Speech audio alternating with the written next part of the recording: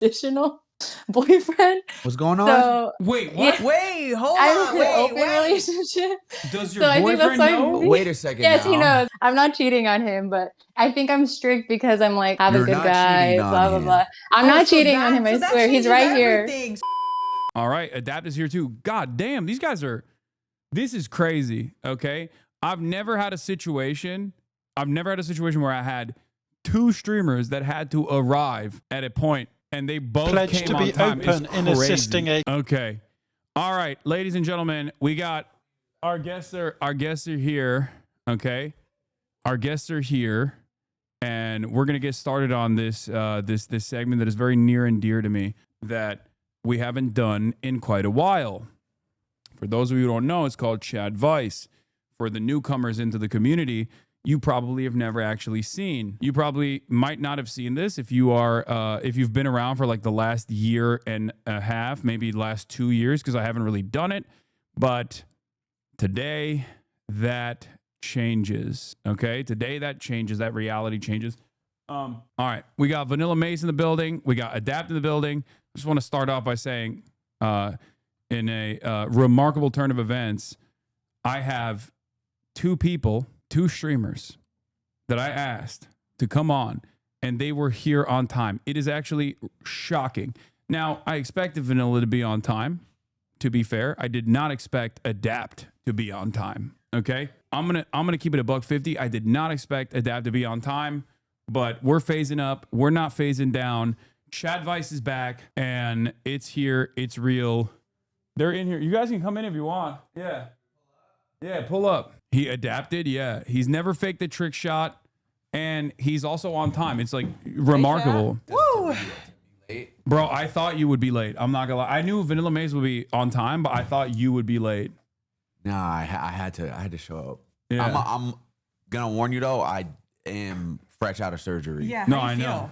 feel? I know. Good. The last like 2 days, I finally started to feel normal, but for days I was like in and out of it. It was really bad. Yeah. What happened? What was your surgery?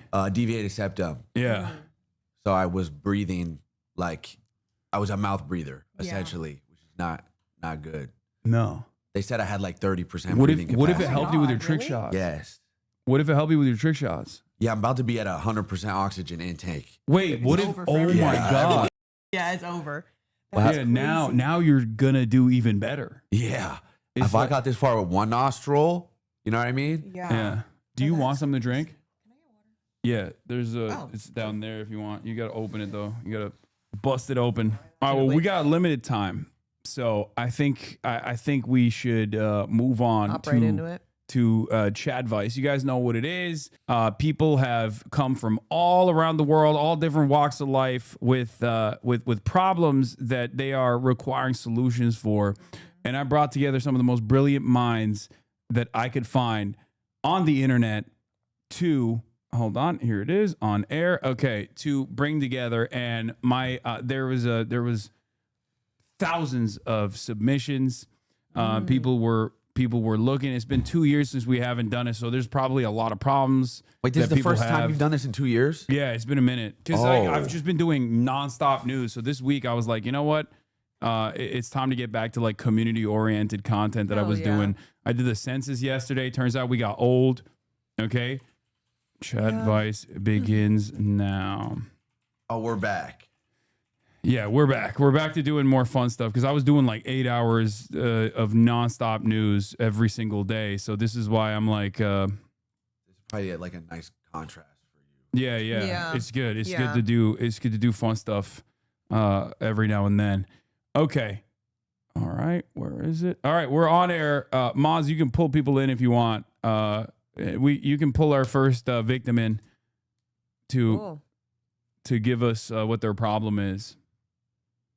People are saying 6'4". You see this? I got haters in my own community too. 6'4" Because was I said I do 8 hours of news every day, and they're like, you do 6 hours now. Oh, that's Cringe Lord, thank you for the 50. They're holding you accountable at W least. Cringe Lord. Yeah, no, it's the worst. I hate accountability. Oh, okay. All right, why is nobody getting pulled in? Okay, I don't know what's happening here. We're waiting. We're on air, and we are waiting. 6, 7. Should I exactly. pull him in or what's happening? All right, who's here? Because we took some 20 minutes of intro time. So this is Frogan. You guys might have met her before. How we doing? Frogan is Good, how a are you? content creator herself. She's also Oh, yes. one of my oldest mods. Oh yeah, hi, girl. I just saw her And the by other day. not For- old by age, but just like OG mods. Like 7 years, I think, at this point, which is kind of crazy. Yeah. Damn. Okay, so the first person, so there's a lot of options. There's like a lot of variety today, which is great. The first person I'm gonna drag in is DJ B. Let me get him. Okay. 1 second. Frogan is known for making a cussy cake. Yeah. For making a what? A cake about cussy cake. Like a cussy is a car. Like from the car cinematic universe. Because like there's baby cars. So that means that there's. I haven't explained this in a long time. That's crazy. That's an OG meme as well. Cussy? Car cinematic universe has like obviously car children. So therefore Yeah. there's like car penis, a kenis, and a Right. car. That a makes cussy. sense. Yeah. Never thought about it like that. I just Yeah. realized you have like 4 different cameras. Which one is you This like? is the one we're using right now. I don't Whoa. use any. I don't use those two. Well, I can show you if you want. You Oh want to? yeah. You want to see? Boom. Oh. Wide shot. Oh, that's that one. Cam 2 in the chat. What the hell? I think That it's Yeah. over there. Yeah. Whoa. I don't That's even know. lit. I don't even know where That's the other so one cool. is. Boom. Wide shot. No, All right. production. Hello, Cool. DJB. Tell us what your problem is. Welcome to CHADVICE. Hello. Thank you for having me. Welcome. Thank you. Yeah. So mine's a bit of a lengthy one. It requires some context and setup here. So the question, just as we get into it, is what should I do? Very broad, very vague. I understand. Mm-hmm. So I am currently in my first relationship of my life. Congratulations. Thank you. I appreciate that. An important context is that I am poly. I have a boyfriend and a girlfriend.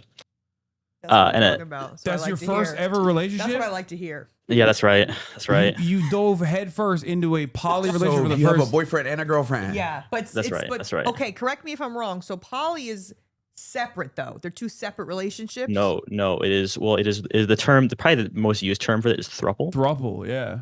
So everyone's on the same page. That's right. Okay. So everyone's dating each other. God. That's right. That's right. Okay. Okay, everyone's dating each All other. right. Is there Okay. like That's a There's one girl and 2 guys. How was the dynamic? That's correct. Yeah. Okay. All right. okay? Yeah. What's going on? This is Okay. hard mode, by the way. You went into an expert lobby Yeah. without doing the tutorials. Yeah. And relationship it's is what- worse. This piece of context is not super important to the story, but it is worth mentioning that I grew up homeschooled my entire life, so it's like extra Always an hard important mode. context. Yeah. That's always. Yeah. Yeah. Okay. Yeah. So didn't go to a day of real class in my life until I was in college. Yeah, you were on Um, dial-up internet for the beginning. Like yeah, you didn't even have that's like right. video games allowed, and then you dove into expert That's lobbies. kind of how it goes. Yeah. sometimes, Can't watch Harry Potter. Just jump straight into ranked. Yeah, we didn't get no Yeah. type of like Yeah. pub stomping right. going on, no Nothing. casual play. That's No, not at all. okay. Yeah. Okay, so the other piece of important context, my family is deeply conservative, very, Okay, very I conservative could've and could've Christian. I Figured that with yeah. the homeschooling. Okay. Yeah, the Yeah. whole homeschool thing, yeah, sort of implies that. And so for a multitude of reasons, they don't know that I'm dating anyone, let alone, another man and Right. a girl who is Jewish and black. Mhm. Um, Wait, that's a doesn't, problem for them too. Like that's the level yeah, of conservatism we're on. yes, correct. Yeah, correct. Okay. Okay. So it's like, it's like it's deep. So but I have been friends with these people since I was in my partners since I was in like middle school. Like we know each other for a very long time. Okay. And my family is like familiar with them, know they exist. They know that I'm friends. They know And that Jewish my and older, black people exist. That's good. that's true. Yeah, that's right. It is important. They're upset by it, but they're aware. They're upset about the Um, existence of Jewish and black people. Oh, so they're racist. Yeah, no, they're yeah, very yeah. conservative. Okay. Yeah, that's right. Oh, that's and not good. Yeah. No, that's yeah, that's true.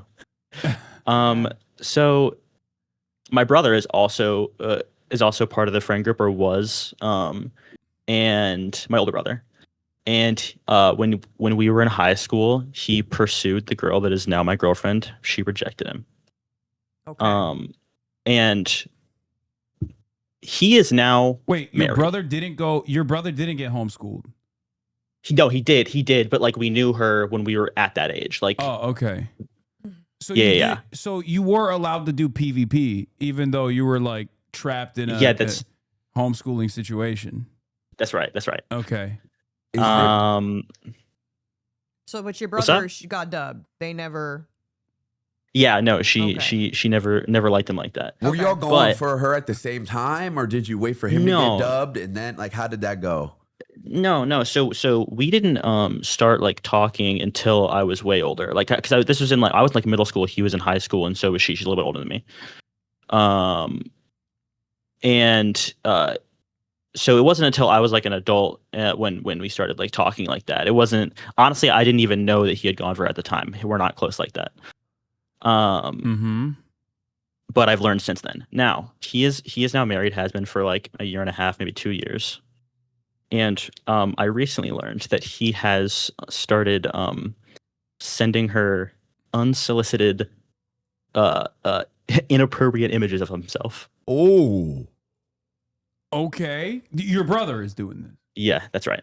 And your brother who is married is doing this to the girl that you are in a throuple relationship with. And your brother knows that you're in a throuple relationship, No. or no? He does not know because none of my family does. Oh, so he has no idea that you guys are dating. Correct. Also. There's mad layers to this. There's mad layers Yeah, to it. we don't have normal problems in my community. And We got so, crazy ones. Do they still keep in contact just as friends? to Well, they this day? did, yeah. Like, yeah, they did. I mean, we have a like sort of a shared friend group. Right. So it wasn't like they hadn't talked in years and then just boom, wiener pics in Yeah. your DMs. Okay. That's right. That's okay. right. Okay, I need to see some boundary setting here. Is the poly relationship an open one or a closed circuit for just the throuple? Closed. Okay. So technically, it is. I mean, if this wasn't, if she was responding positively to it, it would be cheating, but she's not. Well, it would be, and then she also told me like immediately, of course, which is probably a tough thing to have to tell someone. Yeah. Well, that's good. Did she told you?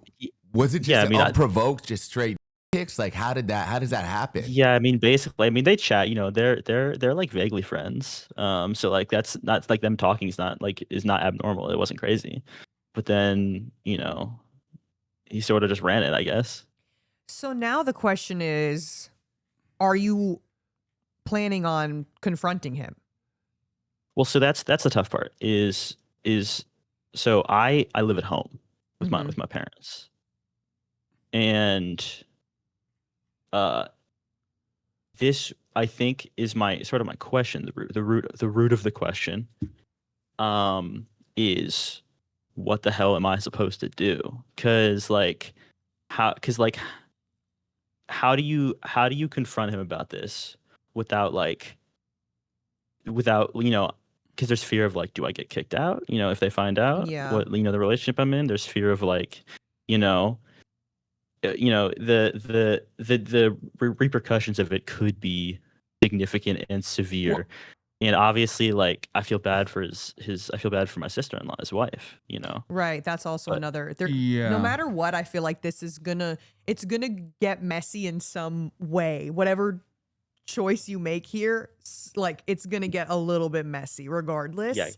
So Sort of it's either guaranteed. like, okay, do you just not say anything and then just hope that he doesn't do it again, and then like kind of feel weird about it, or do you either say something to him, the wife, or whatever, and then risk your parents and family finding out about your relationship?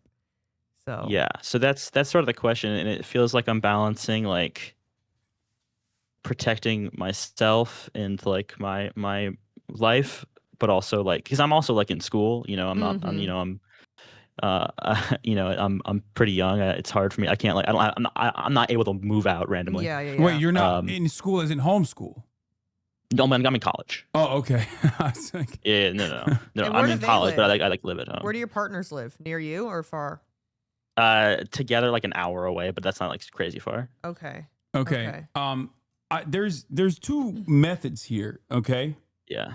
It's not. I mean, it's a crazy situation to be in, but I think like there are solutions here. Number one is the devious solution, which is that he's already in a hard bind because he's already married, right? And he's cheating on his wife.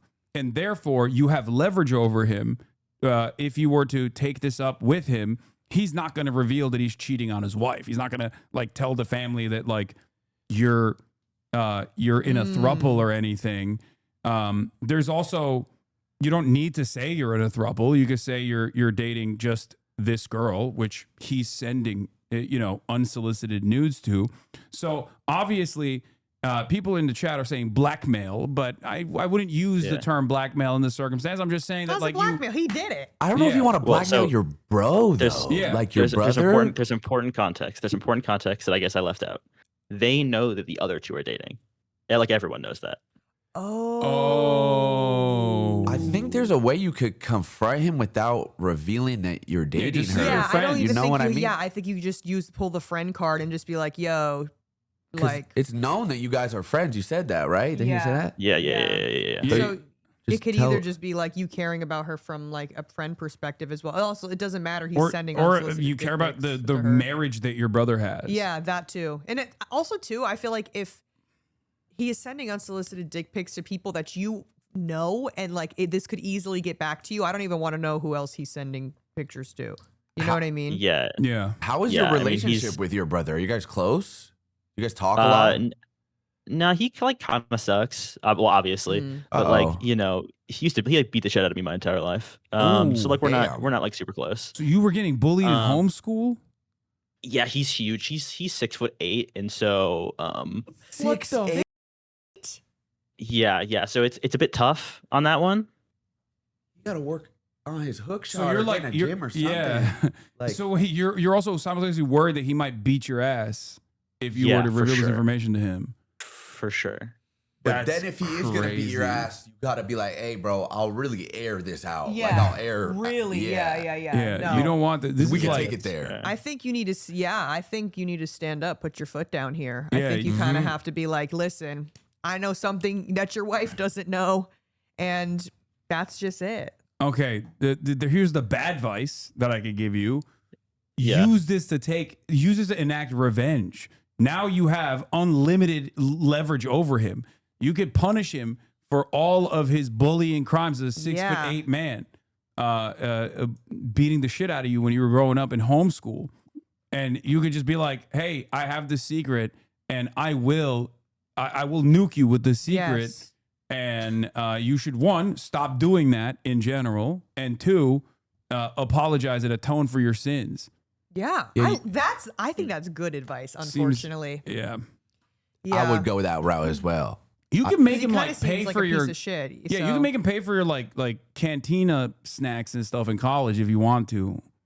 If you want to go full villain on him, though, you have every right to. Like exactly. He was beating out of you, 6'8", Yeah. and now he's sending pics to your girlfriend. Yeah, it's your while revenge married. arc. Yeah. Yeah, 6'8" pics too. Yeah. Yes. Yeah. I will No, say that's this gotta. is not applicable to the story. You just gotta It's like. not I feel applicable like to it's a story. very pivotal moment in you and your brother's relationship where right now you gotta put your foot down and be like, "Hey, bro, this is it. We got like you gotta make a change here, or I'm gonna let it be known what you're really on, and then you're." And how does your girlfriend feel about like if she were to never speak to him again? Well, she's obviously chill with that. Okay, The good. thing, the biggest like worry with this is like it like we all feel like his wife sort of needs to know. Yeah. And that's like the risk with like just sort of using it against him, because I think I know him pretty well, obviously my brother, and I think he would do just about anything to keep that shit secret. Of Does course. he have guns? No, Okay, I guess that's when I say good. just about everything, I mean like probably not quite that extreme, but Okay. Do they have kids? I mean like that is something to consider because he's thank got, God no. I don't know. You say you live in a conservative area, so I had to ask. You know what I mean? Maybe it's a Second Amendment style situation. Super fair. And if you're set on telling the wife, which I am all for. I think you should just tell her. And whatever, I mean, regardless, he's going to be mad and he's going to try to do something to get his lick back. But in the end of the day, he's the one in the wrong. So, like, Yeah, or yeah, just I tell just- him to tell his wife, be like, yo, I'm gonna give you the chance to come clean about before Yeah. I do. what you're doing, or Mm. I'll do it for you. You know what I Mhm. mean? And that's way worse. The latter is way worse. You know Yeah. what I mean? Yeah. Yeah. I fuck with that. Really interesting that makes predicament sense. though that you're in. Yeah. Yeah. It's a bit tough. Not one that it's easy to get advice for, so I appreciate it. Yeah. But like he never has to know that you're in like a queer poly relationship, I don't think. Yeah, Like I don't think so he has either. to know that at all if you're like worried about him leaking that information to your family and then getting kicked out, which by the way is a really predicament to begin with. I mean, it's crazy that your parents would do something like that, or even that you're suspecting that they might do something like that. But yeah, just the path of least resistance here is to reveal this information to him and to demand that he take care of it and to stop doing it, and without ever revealing to him that like you're in a relationship with this person, like because they know that you're friends, and to make That sure makes that sense. obviously pack it up, like make sure that your polyamorous throuple doesn't also reveal this information to him at all, considering that they also know one another. Yeah, I think like you said, you're friends with this person, so I don't think it's like just from a Strange. friend perspective, like, yo, why are you sending literally like just even if you guys weren't together, it's still weird that your brother is sending dick pics as a married man to your friend, like even if you guys weren't together. So it's not something that Yeah. he would even like, you know? Like in his head, I don't think he would jump to the immediate conclusion Yeah. that you guys are in a relationship Yeah. because you guys have a history of being friends. Mhm. And so Yeah, No, that makes sense. That makes sense. your girl doesn't want to reach out to the wife, I assume. She like wants her to know, but like it's scary.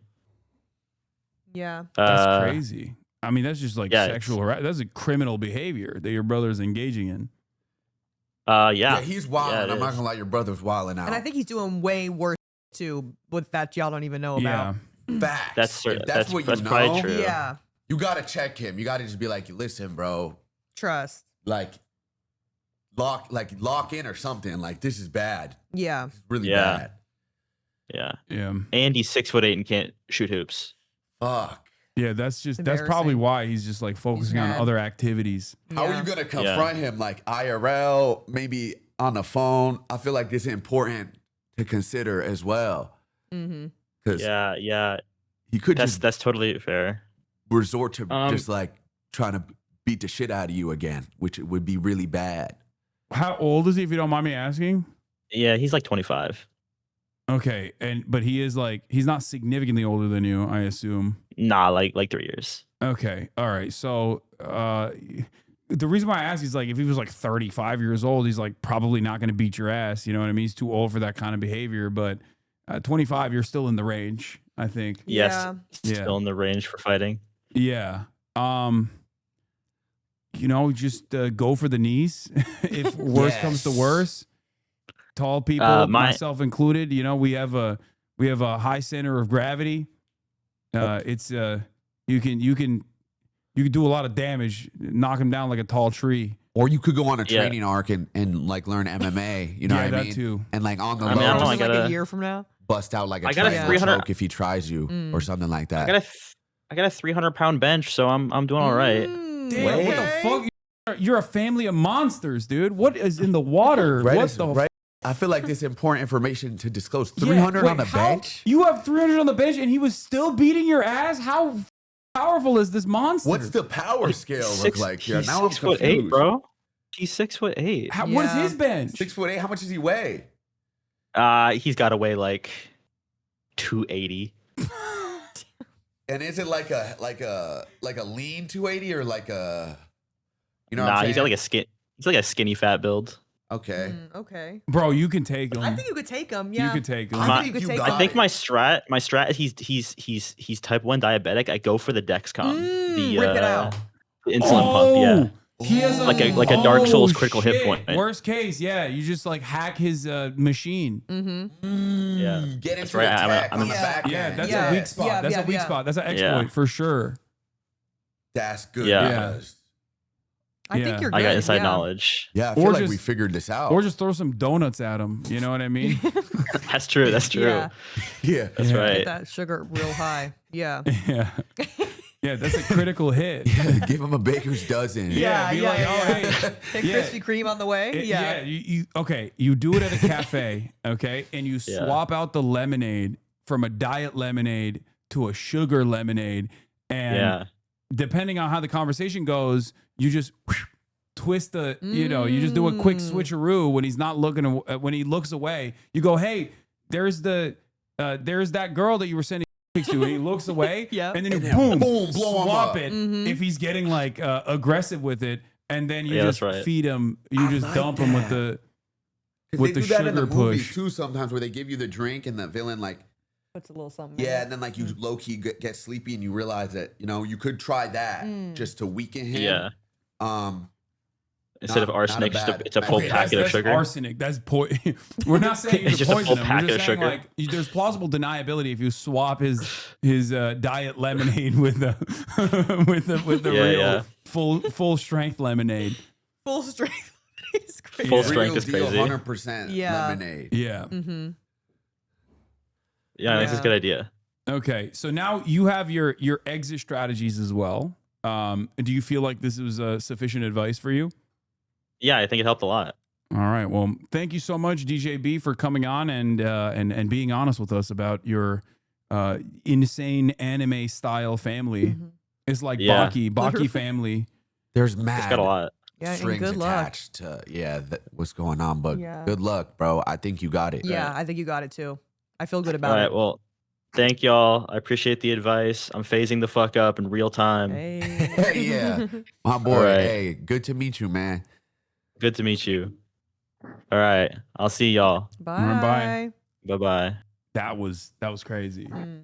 Wow.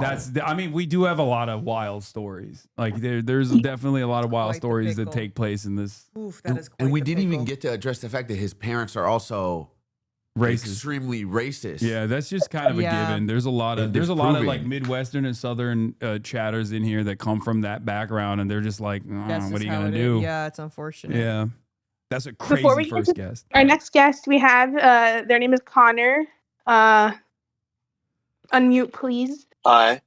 What's going Hi, on, Connor? Connor. Welcome to CHADVICE. What's your problem? Okay, let's get right into it. So basically I have like confidence issues with girls. I don't have a lot of experience with them in general.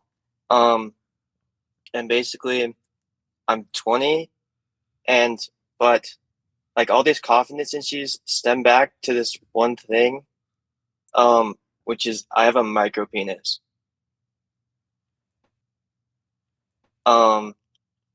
And I guess I don't know how to go about sexual relationships with members of the opposite sex, and like how I even establish a relationship and how I tell them, and like, yeah, that's kind of my issue. All right.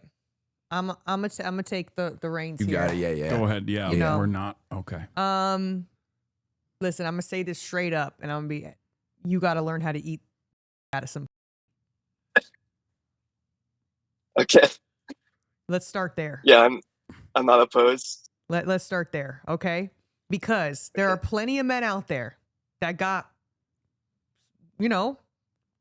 good size down there. Don't know how to use it. Actually, a lot of men don't know what to do with it. So, Mhm. if you can make up for that in other aspects, shit, you might be golden. Yeah. And your hands too. You just Yep. Facts. Yeah, Mhm. Uh-huh. you need people don't pay attention to the hands sometimes. They think it's just like, oh, you do the ABCs on the. You know what a clitoris is, right? Let's start Yeah, I there. know what the clit is. Okay, so you know how to find a clitoris, like the vicinity, like you can geolocate it. Yeah, I guess I should also say I'm a virgin, but yes, I have the basic idea. Yeah, it's unfortunate RNG, but you have other tools at your dispense here that you could use. You know what I mean? Like Vanilla said, and like Hasan said, you know, you're just gonna have to, you know, max out the other attributes. Yeah. Yeah.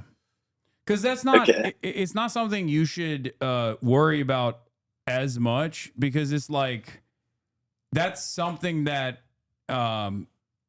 it's not going to get to that point until later in the game anyway. Just like be a good person, be a kind person, be a cool person. You have a lot of qualities. Like dating and relationships are not just about sexual gratification, even though sexual gratification is certainly a big part of it. So you are more than your micro penis, is what I'm trying to say here.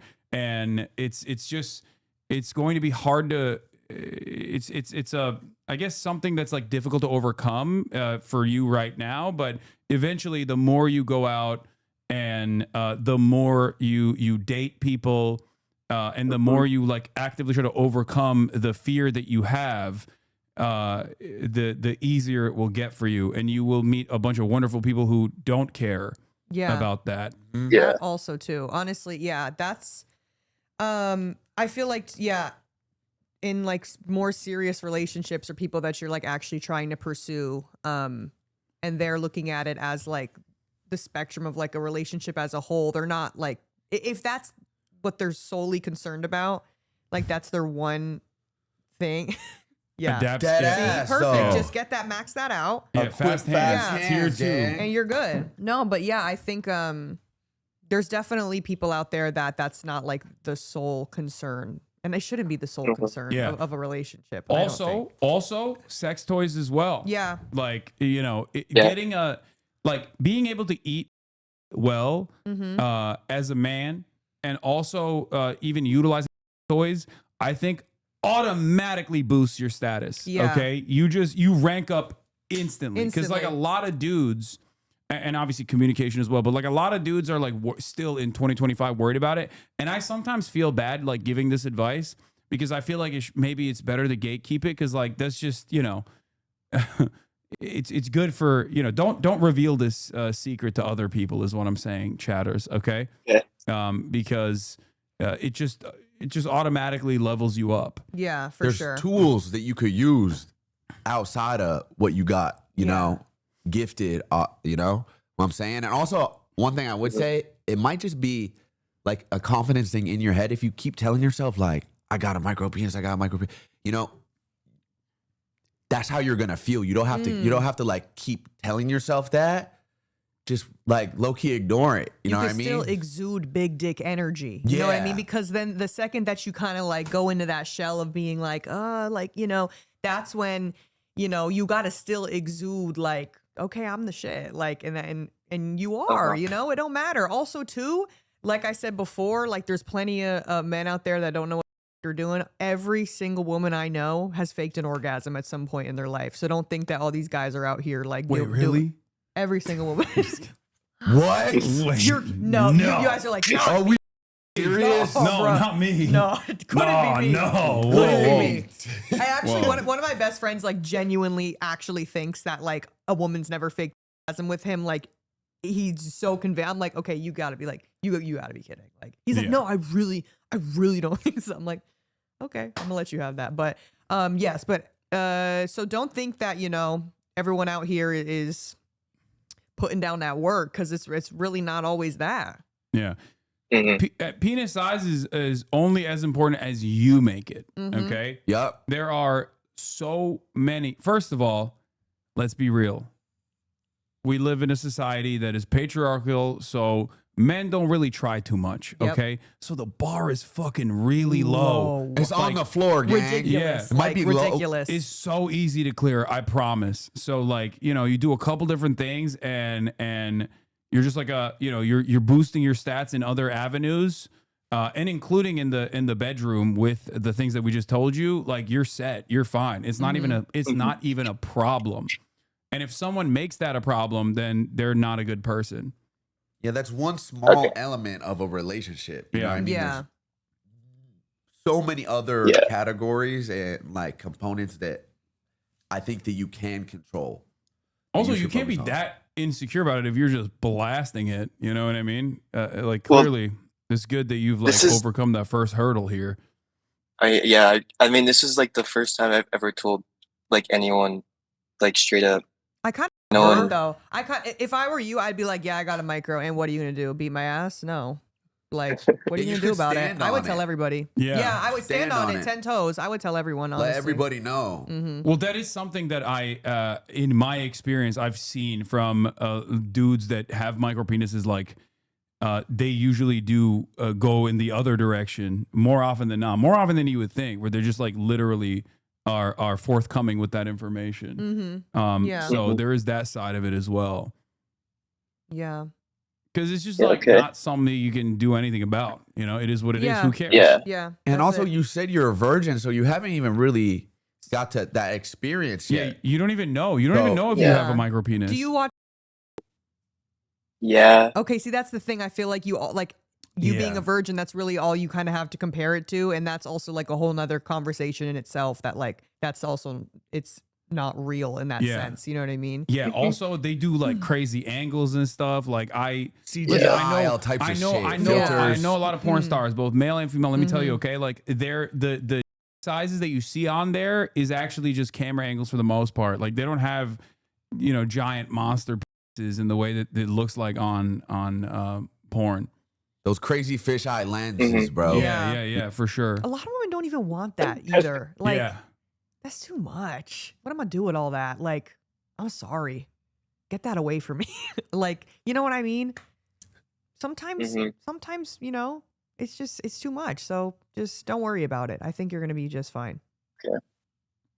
Okay, and I guess the other question I have is like, how do I go about like having the conversation? Because I feel like if I just like go into like a relationship, or like if I go into like hooking up with a girl or something, and I just like pull out my pants and just a micro penis, like I don't know how that's gonna go over. Like, how should I give them like a warning? Like, when should I tell them? I mean, like, well, also Like, too, in, like like, you a- being I mean, you don't owe anyone any sort of explanation, Yeah. but if that's something that you Yeah. think would make you feel more comfortable, like especially if the person that you're like about to hook up with doesn't know that you're a virgin, doesn't know, I feel like it doesn't hurt to say something if you don't feel uncomfortable saying that. But yeah, you don't have to but you don't issue you a don't trigger have warning, to. bro. Like, what do Yeah, you mean? You could just it's literally it's you as your body. Like you have to that's- remember, like, your dick is your dick, and, Yeah. and there's That's your nothing. did, bro. Yeah, that's your did. If they don't f- it, then that's their problem. You know what I mean? So Yeah. like, Mhm. be cool. Be If cool I'm you, about it. I'm just standing on it immediately from the jump, Yeah. and like letting it be known. Wait, so really? It's not like a You would go shocker. in? Yeah. I don't think I don't think you should like start the conversation with like, hey, by the way, I have a micro penis. I think like that's something that third date, you guys are making out and stuff like Yeah. that. You're getting touchy feely. You feel like the opportunity is ripe, and you feel like it's going to escalate to a different place. At that point, you could just be like, hey, I just want to let you know I'm really enjoying our time together, and I feel like we're just gonna we're gonna advance. Like I hope that this is not something that you're too concerned with. Mm. It's like a deal breaker. Yeah, I hope it's not like a deal breaker for you. I mean, I don't even know. Like, what are we talking about, micro penis wise? Like, can you, if you don't mind me asking, It's fine. Yeah. how many inches? It's like 3.5 hard. Wait, that, on dude, average- that's not No, even a come- micro I'm thinking- penis. You can make Oh, that work, dude, bro. Literally, whatever. you can make that Yeah, work. you don't even come I'm on, thinking an dude. inch hard. I'm thinking an inch hard. Yeah, Bro. is that even officially a micro? I don't even think so. I don't think Yeah. I don't think that's even considered Yeah, micro. everyone's mad that you said that's a micro. People are saying that's not even Bro, a you micro. good. You're literally good. No, because literally, trust, like, so there are some micros that are like, Yeah. I'd say a micro is like an inch to 2. Like, I'm telling you, like, yeah, that you could work with that. You easily could work Think with about that. how like long a finger is, bro. Average penis and- is like what, like 5? Like in like, there's like different countries and stuff, but like that's Yeah. really, you're not even that far off, bro. Like, Yeah, bro, you're stealing Okay. micro valor is what people are saying in the chat right now, which is cool though because see what you did. and there might You be like gave, some you power gave, ups. you and gave shit. worse could- expectations, and then you overcame those expectations, and boom, all of a sudden you got a pretty big dick. as opposed to a micro penis. Mhm. You know, maybe that's the meta. You just start with like, hey, listen, I have like a half an inch penis, and then boom, 3.5. You're like, there it is. I'm like, wait. That's the play. Undersell yourself. So when Yeah. you bust it out, it's like, wait a second now. You know what I mean? Yeah, you just got a normal ass dick, bro. I think porn just like kind of broke your brain a little bit. Yeah, no, quite Facts. literally. Yeah. Quite literally. I think you're good. Yeah, I honestly thought you were gonna say like 1.5 inches. Like, Wait, 3.5 hard or 3.5 soft? 3.5 hard. Okay, yeah, you're fine. oh, you're chilling. You're literally chilling. Yeah. And like you said, if it's still something that you don't feel super confident in, like just make up in other areas. Like I'm telling you. What You are we got your talking? hands, 3.5 you got your when you like tongue. shove the There's ruler. toys. We shove the ruler down the root, or 3.5 like not even shoving the ruler down to the root. But no, 3.5 probably on average. Like, yeah, I don't like not like forcing it, but I don't know, giving myself a little leeway. Okay. Right. All right. Yeah. Yeah, No, you're you're good, chilling. man. You're Yeah. good. All right. No. Yeah, I think you're tripping. You got it, bro. We've solved your problem. Well, yeah, I don't know. I guess I got bullied for it, and I guess that's maybe why I think. Who by This other way, and fucking also- guys? I thought no one knew. Well, like, it was like 7th grade, and like, Bro, I your was dick's in, like, a probably locker grown room. since 7th grade. What do you mean? what? Well, like in a I- locker Wait, I what don't room know, happened type in shit. seventh That much. grade? But I don't know what. What happened in 7th grade? I thought no one knew. Well, no, it was just like a lot on like it was a locker room, and like I just kind of like hide it, and then someone like walked in on me and saw it, and it became like a thing that like I had like a nickname, and they'd like Why is And, he like, dig watching they though? Also, Like, too, that's yeah, I'd weird. be like, you're yeah, not. they that call is me weird. like One, you're they dick call me watching like too. Shoden. Stop Oh dig god, watching. there's so many Nick, that are. Choden? Yeah, Choden was your nickname? So is it thick at least? no, Okay. it was just that Oh, small. man. Like it's just that small, like softs, but like In your defense, Yeah, I guess- I know, I feel like almost every guy I know that like played a sport in high school or whatever, where they were in a locker room, like they all each other on some stupid shit like that. Like it's really not that. Facts. Yeah, like that's just how it is. Yeah. Also, too, like on soft, like most guys are not in slanging on soft. Yeah. Like, so Yeah. I'm sure Yeah, if there's you a really wanted distinction between a to- meat penis and a blood penis, a Mhm. grower, not a shower. Mhm. You might know? be psyching yourself out in your head, bro. I think so too. Yeah, I for think- sure. I think you get in the field and you get like a rep or two in and see for yourself that Yeah. it's not that Yeah. detrimental to you as a person. Yeah, I feel like men, like Mhm. especially like since you're younger too, other guys make it a bigger deal than like yeah. people you would actually be in relations with would. Like, I promise. So don't even listen to what they're saying. Okay. It's just guys being guys. Yeah, you got this, dude. Your meat You're good. your meat size just went up in this conversation. No, literally, like for real. Like you're fine. Facts. Okay, thank you very much. You're All welcome. right. Thank bro. you, Adapt. Vanilla, Hasan. Thank You're you. welcome, bro. Good All right, luck. have a good Good one. looking. Thank you. You too. Slatty, I will ban you. Next time when somebody You claims to son have of a a bitch. micro penis, I will make sure to ask the size because I did not really want to. Wait, But I'm what? glad this created. I said next time somebody claims to have a micro penis, I will ask them the size. Okay, yeah. You don't have So to the put next one yourself I- through that. We can do it. No, I'm joking. The next one I got specifically for Adapt because I feel like he would be perfect for this advice. Okay, Let's do it. Kentis, you're on air. Hello, hi Hasan. What's going on? You guys can just call me Kenny. I'm from Orlando, Florida, and my pronouns are he, him. All right. What's your problem, Kenny? All right. So recently, my friends have been wanting to play ranked in certain video games together. In my friend group, I'm known to take like ranked play really seriously. The two main games I play are League of Legends and Marvel Rivals currently. Who are your mains? And in Marvel Rivals, Mhm. I main Cloak and Dagger, Luna, I play all the supports basically except for What I'm talking Ultron. about. Okay, that's what I'm talking about. All right, Mhm. continue. Okay. And my peak rank in Marvel Rivals is Celestial 2 God this damn. season. Okay. So yeah, my Marvel Rivals play gets kind of sweaty, but in League, my peak is only like Diamond 1. Okay.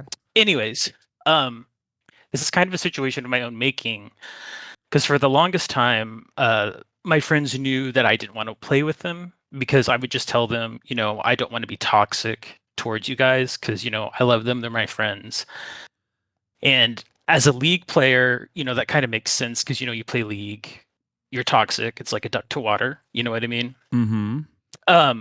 But I made the mistake of several months ago of streaming to them in Discord of like me playing League of Legends, and they noticed I wasn't as toxic as I used to be. I wasn't even toxic at all, really.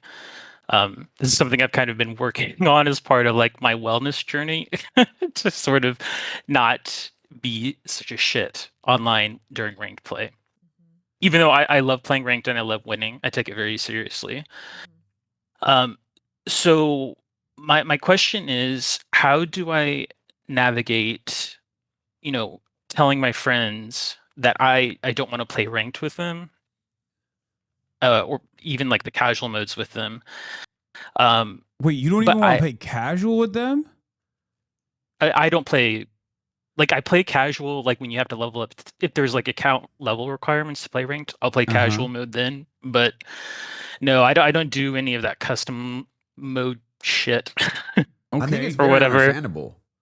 Wait, really? Yes, like if you're a gamer and you take gaming seriously, especially if you're playing ranked and your homies, like your IRLs, are ass, you're gonna objectively be ass. Like you should never be the best person in your squad. You should always be. Yeah. Or how are they? Are they good? No, you said they're okay. They're not that good. Well, hold on, They're hold on. holding you back, bro, and they got to understand that. In defense of my friends, because I know this is live in front of a lot of people, they are not good at. They're definitely bad at League of Legends, and they're not great at Marvel Rivals. But they're not like Hasan bad at Marvel Rivals. So. Oh, are you ass at the game? You played Rivals? I don't know what he's talking about. I'm actually so good. I'm Celestial 2 as well. Would you play with Hasan? Too much hesitation. That's the answer itself. I mean, if it was like for charity or something, yeah. Oh, wow. Man! I got professional players playing with me. What the fuck? What is this? Okay. Listen. That's actually crazy. As a bad player, objectively a very bad gamer. Okay, the only thing I'm good at is like From Software games. I will say this, like, it's not supposed to be that serious. Now, Dab is going to have the exact opposite opinion of me on this because he's a sweat. It is that serious though. But like, sometimes it's all right to just do casual play, have a Smurf account just for your friends. And you don't take that Smurf as seriously when you rank up with them because it's the journey, not the destination that matters. I agree on the Smurf account. If it's on the main, yeah, I'm like in the middle here. I'm like, I think if you wanted to like, if it's a thing where you're like, oh, I miss playing with them just to like play with my actual friends, then yeah, fucking get a little Smurf account, vibe out. But if you really don't even like to casually game at all, then fuck you don't like to casually game. You like to fucking be competitive, And if you know that it's going to be something that they start pissing you off. And I know, and I'm not even somebody who gets mad at the game, but something about Rivals brings out a very evil entity inside of me. So I do understand when people are not good at the fucking game. So I'm like kind of in the middle on this one. I think you just keep it. Okay, sorry. Oh, I didn't mean to cut you off. Sorry. No, you go ahead. If I'm you, I would just keep it 1,000 with your homies. I would be like, listen, guys, I'm a gamer. I take this shit very seriously. When I play with you guys, it's not fun. I don't enjoy it. You guys are my friends, yes, but this is separate from our friendship. And I need y'all to understand that. Because that's kind of how it was for me. Because in high school, I didn't have that many IRLs. Most of my friends were on the game, but whenever people would ask to play, I would just be like, no, like I can't do that. This is too like I can't do that. That's I already got crazy. 6 man. You Yeah. know what I mean? Crazy. You already got Just- the exactly. Yeah. No, that's Just- that's real. Just yeah. set up a Smurf and play in a position that you don't normally play, that you're bad at, so you can use it as an opportunity to train, and also play with characters that you don't normally main. And I think that's like a That's also solution kinda to your fun, problem. too. You know, this way you I get just- better and have a more well-rounded view of the game, especially the characters that you'd be opposing under different circumstances. You get a better understanding of it.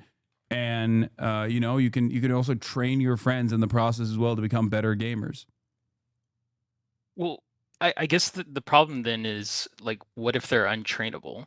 And Oh, are they The like other the type part- of friends they're that just don't improve at all? They play the game and they just stay at the same Yeah. skill level. Oh, that's, I mean, hate that. honestly, I it hate could just be a patience thing on my part because they are also intelligent. But then, like when I watch intelligent people do really bad at video games, like the simplest stuff, I'm like, what's Frustrating. not? It's just like frustrating. Yeah, Triggering. what's the disconnect here between like their macro play? I feel and like I'm being ability personally to attacked every Low-key time a you little say bit. stuff. a that. little If the bit. shoe fits, He's just like what? That's crazy. And so, okay, so on a normal day, you log on to Rivals. Are you solo queuing or you got a squad already? Other people you already like? It's strictly I may duo with like some other high ranked people, but it's usually solo. Really? Okay. Yeah. Damn. You're a Yeah. brave soldier. And- Okay. Okay. and the fact is, if all your friends are worse than you at the game, that in tune is going to be worse for you. You're not going to improve. Like you're only going to get better at the game if you're playing with people who are your skill level Exactly. or higher. That's how you Mhm. grow and develop as a gamer. You could still like. There's a word like Hasan was saying where you get a Smurf account, you casually play. yeah. You still can sit in Discord with them. I think that boundary just needs to be established where it's like, hey, I can't do this anymore, y'all. I would Yeah. just test the waters in that way, and that way you get to also learn different components of the game that you might not have actually worked on before. It's a win-win overall. But I think it's good to, especially if these are IRL friends, like it's good to, if they're asking to hang out with you in the game, it's good to play with them. Yeah, you know? because they might take it as in a like. I'm gonna see sense of myself they- out of this conversation. This is too personal for No, me but because also this is too, at the end of this the is day, literally like all of my friends are like pro gamers and like Yeah. very good overall. So I feel like I'm always like dead weight. So Yeah, no, but at the end of the day, too, like they are your friends. Like game aside, if these are like people that you actually consider your friends, I think that you Right. also should try to like, even if you make the Smurf account, like just consider like, hey, maybe they just want to play with me, and it doesn't always have to be like, True. you know. yeah, And then when you want to grind, you go on the main and you solo queue it out, and you Yeah. freaking grind to Grandmaster. And- Wait, or- Celestial's past Grandmaster. all right, right? here I got it. 5 head. Okay, treat your friendship like ranking up. Okay, and rank up in becoming a better friend. And you can now, because like right now you're bronze. You're Dang, you're, he's you know, bronze 3. you're iron. You're bronze on the friendship scale. Okay, for gaming purposes, But you I could can- go at least a silver. But I can understand his frustration though if he's running ranked with his IRLs and they're just selling They're him. not taking it serious. They're just yeah. selling him, and like he's got to keep reiterating like the small things, and it's like it's driving a wedge in between their actual relationship. Mm-hmm. You know what I mean? I just don't think it's that serious if you're doing it on a Smurf. Like I don't think the expectation they can't even play Well, with he's him. playing if ranked, though. He's Celestial, No, too, I know, but so- if he can't play, they can't play with him anyway if they're ass. They're not Celestial. They're not that level. Yeah, do you know where they're ranked at? Most of them. They would probably have to go. Well, I think in like Rivals, for example, it defaults you to like bronze Yeah. 2 or something when So you they're first. I probably don't all know. the way down there. Yeah, They it's really been don't grind like so that. long. Okay, yeah, then that's no, Yeah. that's Then I tell don't him to, blame like, you. tell him, hey, either lock in and catch up, or I gotta go do this. You know what I mean? Like, if you're really my friend, you gotta understand this is frustrating for me. Right. I'm not gonna improve. This is not enjoyable. We could still sit in Discord, chop it up, chill. play peak. Yeah, Like play a non-sweaty game. Go play play yeah, friend like- slop. Go play some like Peak or something, or I don't know, a story mode game. Yeah, it don't gotta be like a sweaty out. Like if you already know yourself and you know that you are gonna take this shit too serious, which it sounds like you already feel that way, And if they're just like, I really don't sound like, unless you really want to go on a whole fucking journey of working on yourself to not be so like caring about the game so much. I don't know. That's like a whole nother thing though. So I understand you. I think you just got to establish that boundary with them and just, it's as simple as just like keeping it real and being like, yo, I can't do this with you guys anymore. Right. This is fucking up my mental. I'm trying to lock in. but also Rivals does piss me off. So I feel like sometimes maybe it is nice to just play with some friends and just play some chill games. Cause sometimes like if I'm solo queuing, I get fucking irritated if like I'm not doing good. It is very team's triggering. not doing Gaming good. does that though. Yeah. Yeah. All right. Well, sorry. Go ahead. no, I was gonna say we've given you two different schools of thought. One is the moral right thing to do, what I'm describing to you, and then the other one is what Adaptive suggested, and is up to you, whichever direction you want to take it. You know. Do you feel like we've solved your problems? I think you got to tell them, bro. Just be like, listen, y'all are ass, and y'all have been ass, and it's making me more ass. Please, I think let me establish this boundary with y'all. We're still cool. We're still friends, but I'm going to go game with some people who are better. That's what I would do. That's what I did do. I still do that. Yeah. I think Adapt is really speaking the language I understand. So Yeah. Mm-hmm. No, now I know that never to ask him if he wants to play games with me. That's what I know. No, I don't take it as serious anymore. Like, I'll still play Warzone with my IRLs and my friends. It's not as serious for me anymore. Yeah. Okay, it's good to know. If I can't do a Back in fucking the trick day. shot, you're not going to be like, dude, you're ass. When I was grinding and like trick shotting every day, if you were in a 6-man and you weren't either a trick shot or a clear outer, there was not room for you. Like, Yeah. there's Straight only up. 6 Like, slots. You know what I yeah. mean? And I'm trying to optimize the time on the game. You know what I mean? And if I'm playing with my IRLs, he's lagging. He's on a Connect mic. He's probably playing on a 48-inch TV on a You're lazy just boy like, I'm chair. not- yeah. It's like I'm in a different. Yeah. I'm playing a different game than you. Like the Yeah. only thing I can think of is like That's the real. real life equivalent is basketball, right? Like I have friends that don't know how to play basketball at all. If we're doing 5-on-5, like pickup basketball is like semi-organized, and a friend who doesn't know how to play pickup basketball at all shows up and he wants to play, then yeah, it's gonna fuck up everything. It's gonna fuck up the game for 9 other people. So obviously that's not acceptable. But having said that, there are always moments where I will make separate time to play with people that are just like, as long as they're interested, as long as they want to play, just to spend time with them, I will still play with them. And in that situation, I basically will just like put myself in a handicap situation. Like I'll just do like left-handed only if there's like something, or like 3-pointers only. You know what I mean? Like Ludwig comes to mind. When I play basketball against Ludwig, like I'll do left-handed only, or I'll do 3-pointers only, just to like just to make things more even the interesting for flame. myself. Balance the scales. Yeah. I think there's a very simple solution to your problem, bro. You just gotta tell him, hey, enough is enough, y'all. We're still cool, we're still friends, but I cannot game with y'all like this. Straight up. That's what I would do. got Yeah, it. y'all getting 2 different. All right, Kenny, you got 2 different advices. Which way, Western man, for you? But it seems like you're gonna do what Adab is saying. Thank you so much for coming on. And, Thank you. Hope you had your problem solved. Yep.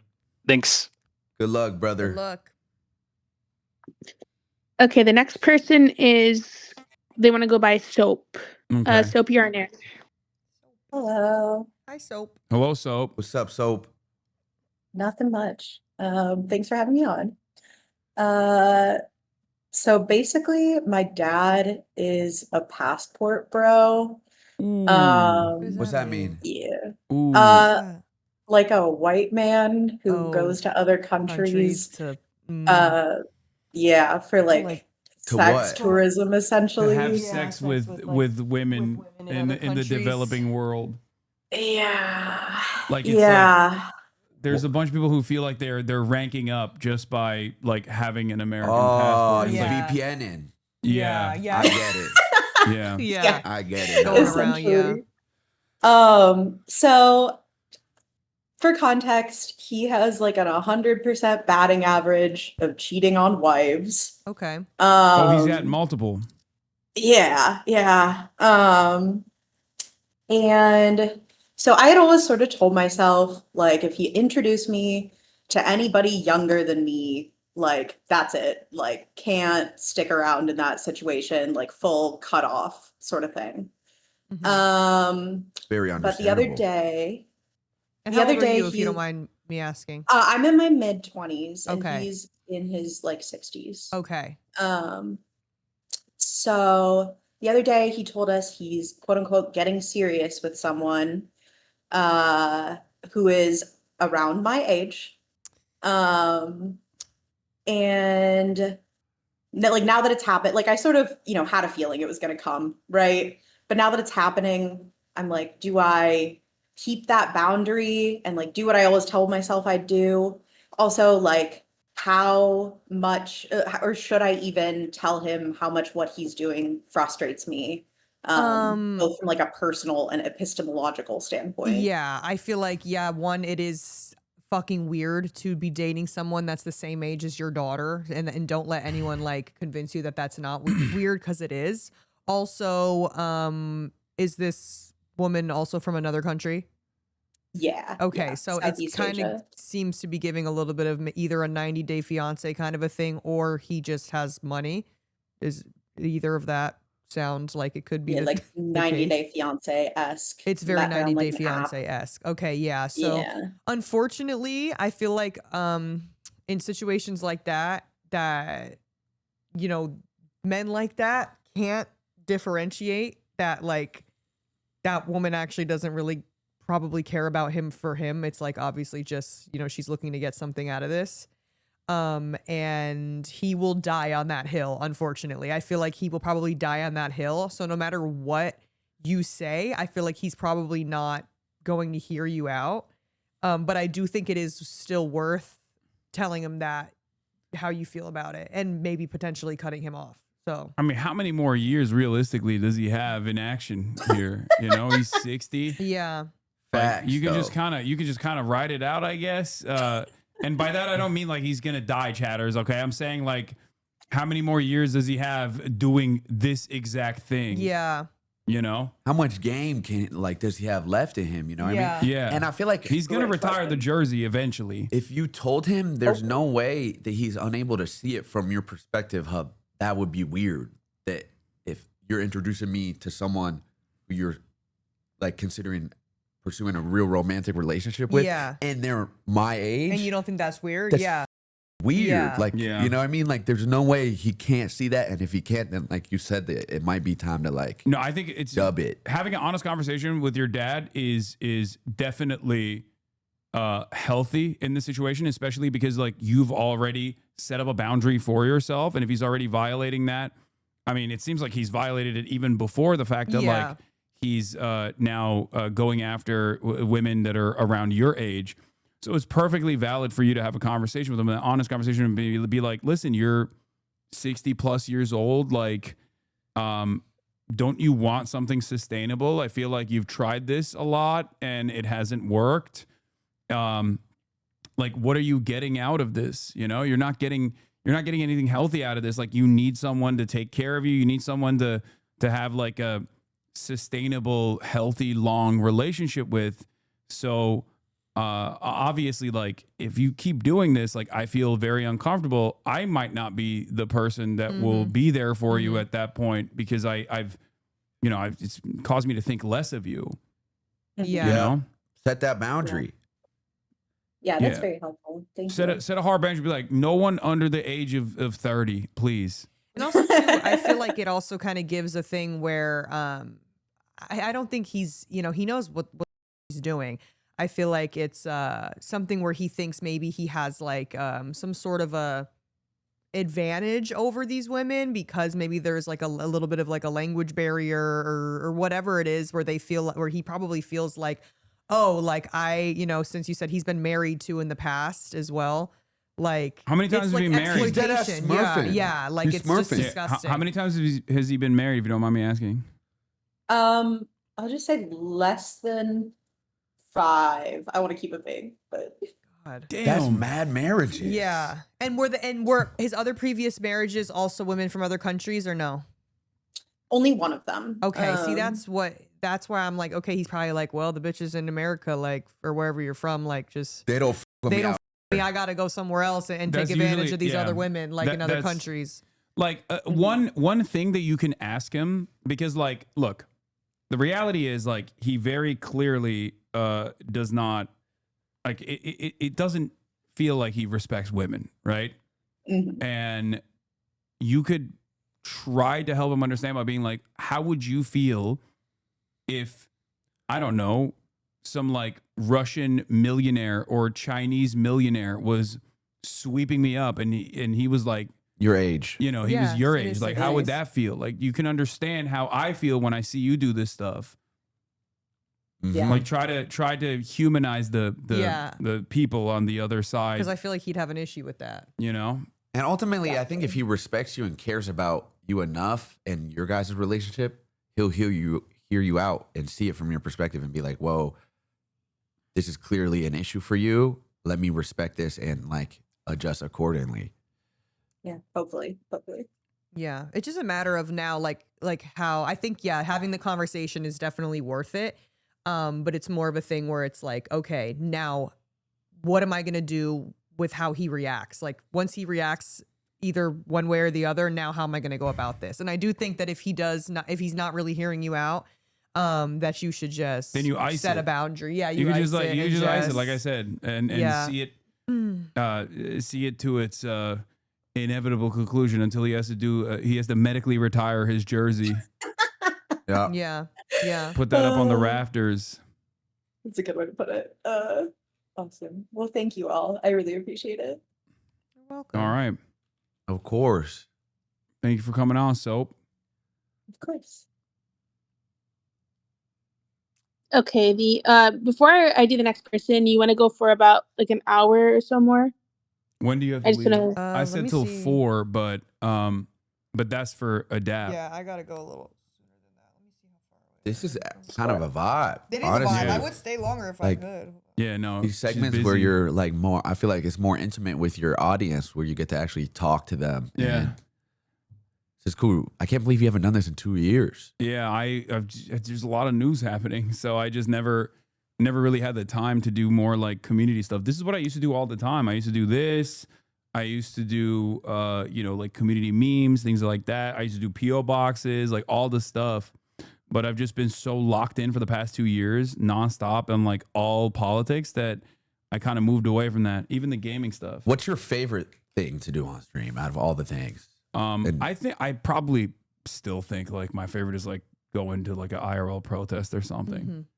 Like my protest coverage is probably my favorite thing. But all right, Vanilla, Yeah, what's your I heart got out? like 40 minutes. All right. All right, perfect. All right, cool. Okay, Yeah, my the favorite next thing is getting person- shot at. That phone case is sick. Oh, thank you. The next person is named Lazzy. Lazzy? Hello. Hi. Hi. What's up, guys? What's going on? What's up? Hey, man. I'm here to find help if it's possible. All right. Welcome to CHADVICE. What's your problem? All right. I'm Lazzy. What's up, guys? So, got it. I'm gonna try to jump on you real quick, and we can, try to get progressed through All right, this. let's do it. All right. So I'm 31, virgin. That's pretty normal. Mm-hmm. My life is I'm a VR chatter, man. I play VR chat full time. You might, I do stuff with Rothgator all the time. You maybe do stuff, know him probably. Uh-huh. No, I do. He's taken me Yep. through in my darkest Yep. moments I during played VR COVID. chat. Yeah, I've Ah, tried it. Yeah, so I'm a full-time VR chatter, so it's kind of consumed my life a little bit to the point of I spend every day pretty much putting on the headset, becoming a woman, and now I don't even know how to talk to people anymore. All I know is like VR chat. Like I wake up, play VR chat, sleep in VR chat. I take care of my deaf parents full time, and that's it. I don't know what to do with my life really. I'm kind of just stuck in this virtual world. And how are you like as far as like making money? How does that go? I'm a VR chat streamer, so yep, I just so wake you up, stream VR stream. chat. Hold on, Yeah. wait. That wasn't his question. The whole thing was he has a VR girlfriend. Oh, Well, I'm the girl. That was the question. Is I'm the woman in VR chat, and I don't know how to talk to real women anymore. I haven't even watched. Okay. How Have you how tried? am I gonna get here? So the last time I was with a woman was 2 years ago, and she was married. And yeah, I that was my first kiss, and that was the only thing I've ever done ever. Okay, wait. I also want to dial back too for a second. So Of course, yeah. would you consider it cosplaying if it's on VR chat, or your VR like person is a woman? I mean, you start VR chat like, "Hey, I'm a man, I'm masculine," and then like, "Well, I like being a woman. It feels nicer to be a woman. Oh, I get more attention as a woman." And a lot of times, I become a mute, which is someone who hops on VR chat and doesn't talk. Mm-hmm. And it's not even a gender thing. I just like the attention of being a woman. Okay, so But it's now not so a TV. So is the TV glowing? Have you heard of that? what does The that mean? TV glowing. Okay, so basically, mama, a TV is glowing. That basically means like, okay, would you see yourself as potentially wanting to become a woman in real life? Oh, no. This is Okay. just in real life. I'm Just a in the game. 6'6", big bearded fat guy. So, Okay.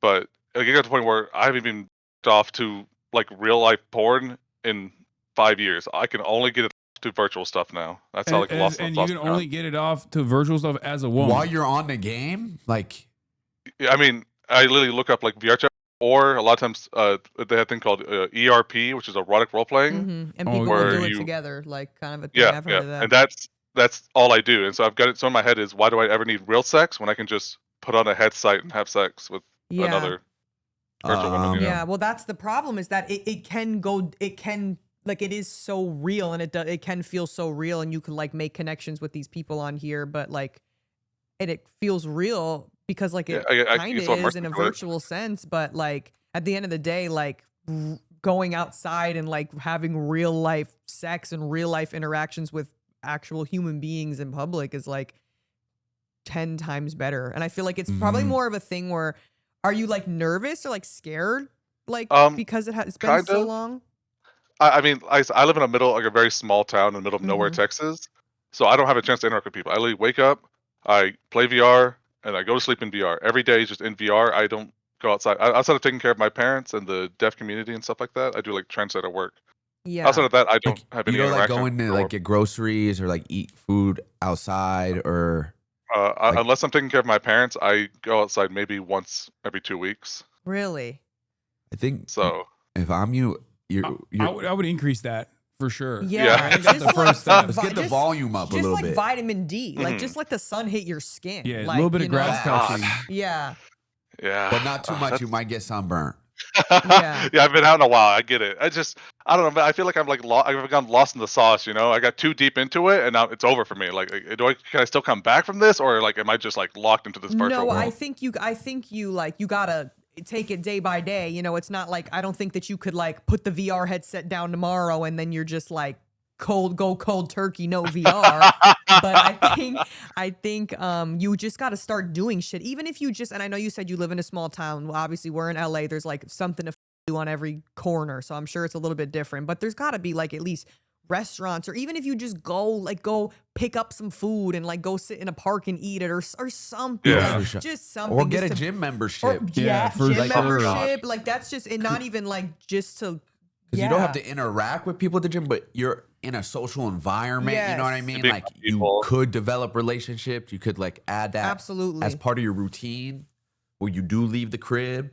And it's Mhm. good, obviously, for there's like Yeah. multiple benefits physically and mentally Yeah. to doing I mean, that. I've been trying to like visit people more. Like we do like a lot of meetups for the PHR community, and like TwitchCon's coming up and stuff like that. There you go. You Yeah, do that's IRL cool. Yeah, videos? IRL. Yeah. just Yeah. slowly just integrate the yourself. closest analog to your experience is what I could say during COVID when I got deeply invested in portraying myself as an Italian man. Yeah. Umberto Antonio Donato Pecorino. Yeah, I remember that. Yeah. Yeah. So when I was doing No Pixel, I was clocking in 16 hours a day. I was Italian more times throughout the day than I was myself. And I do feel like it definitely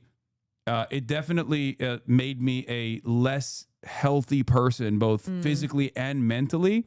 And I was fortunate enough to have friends like, my best friend, Will Neff, who intervened and like literally was like, bro, you have to like the vaccines are coming out, like you have to stop. And Yeah. and I was also excited to be outside as well. So there, I already had that going for me. So it was like easier to do like a full break from it.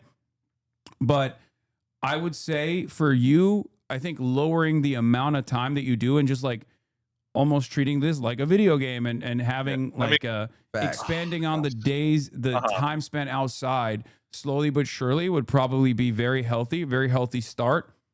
Where you are inevitably going to have interactions with people if you go to the grocery store, ask someone which aisle the cereal is in, you know, it just doesn't like even have to be like literally just like an just interaction. work it with into a your freaking life. person. Yeah.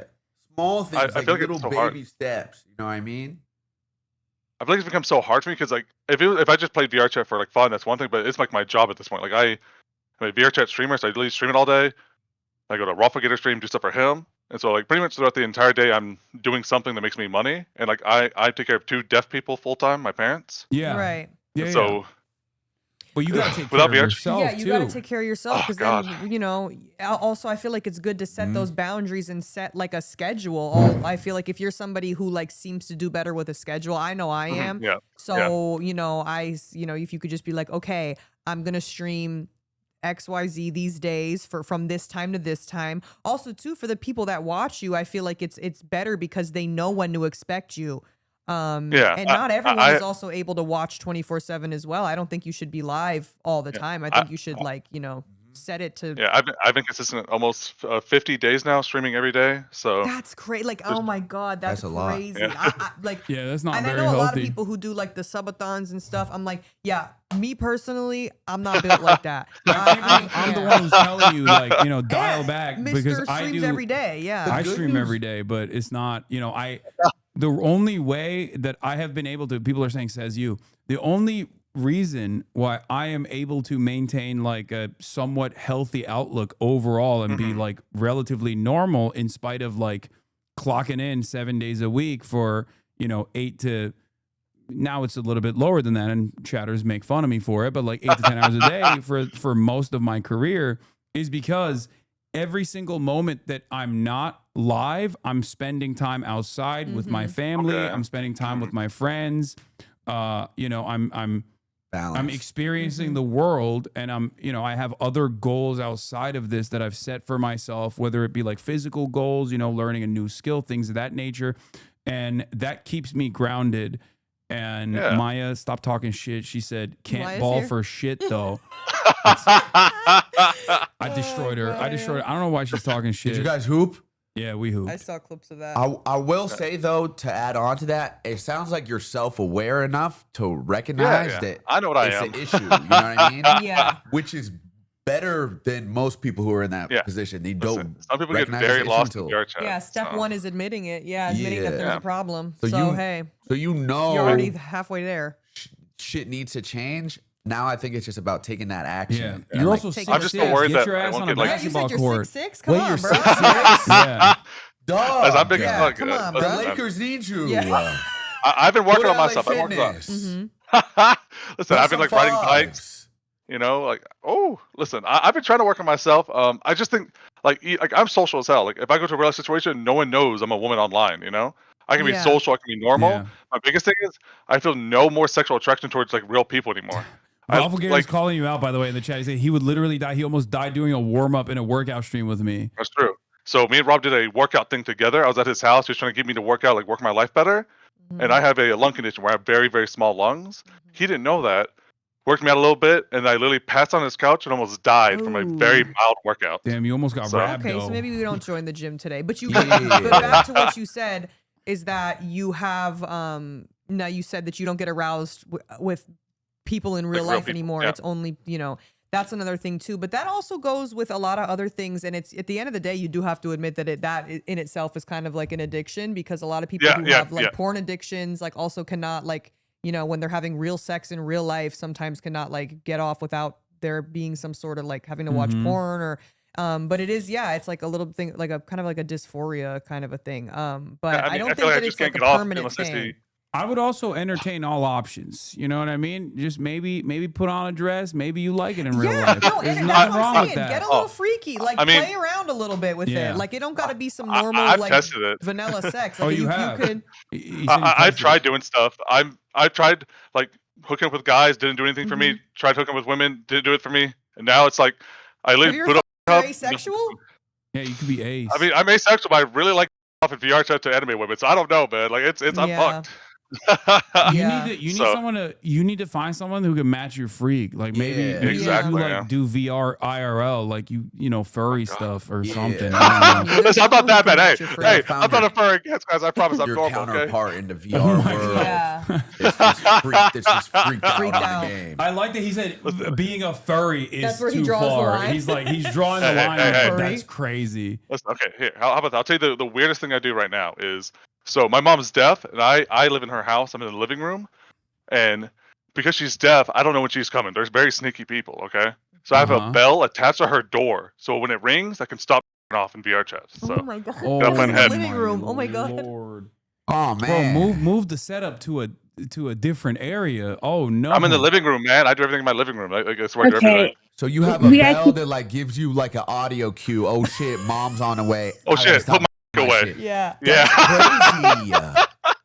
That's You do what you got to do to crazy. survive in these streets, man. You do what you got to do to survive here, okay? Yeah, that's Wow. yeah. The internet was a mistake, I think. Well, yeah, like I said, I feel like all in all, you just got to cut back on the VR and Yeah, definitely. just explore your options in And real life. You could slowly start. It's the small things, integrating yourself back into public. You know, yeah, grocery I can't shopping. believe I'm saying this, but get a healthier jerk off schedule. You know, Yeah, where like Yeah. that's you true. just Yeah. Figure out a I way mean, where yeah. it's not a thing in the back of your head. Oh shit, my mother could potentially walk in and see me beating my shit. That's not a predicament you want to I find yourself know. in. I just sometimes you got to beat your dick, and you just you got to do I- it, man. I don't know. We should wrap this one up. Okay. Okay. Yeah, some- Yeah. All right. good Well, advice. thank you. I'll Thank figure you. out more. Hopefully, this was helpful for you. Hey man, come back to VR chat, man. We'll see you here. All right. See you, man. Bye. He did not make a compelling case for me to go back to VR. No. Yeah, what's going on in the Not at VR all. chat? Dude, I was Not at all. moaning. That's What? crazy. My darkest moments. What? I didn't know it was freaked out like that in the VR Oh, chat. it's freaked It was COVID. out. It was COVID. It's freaked okay? out crazy. It was COVID. Everybody calm down. What were That's you when doing I in the played it VR too. chat, Hasan? What? What were you doing in the VR chat? Like I said, moaning. What was your avatar? Mine was Pikachu on a spinny chair. I don't even remember.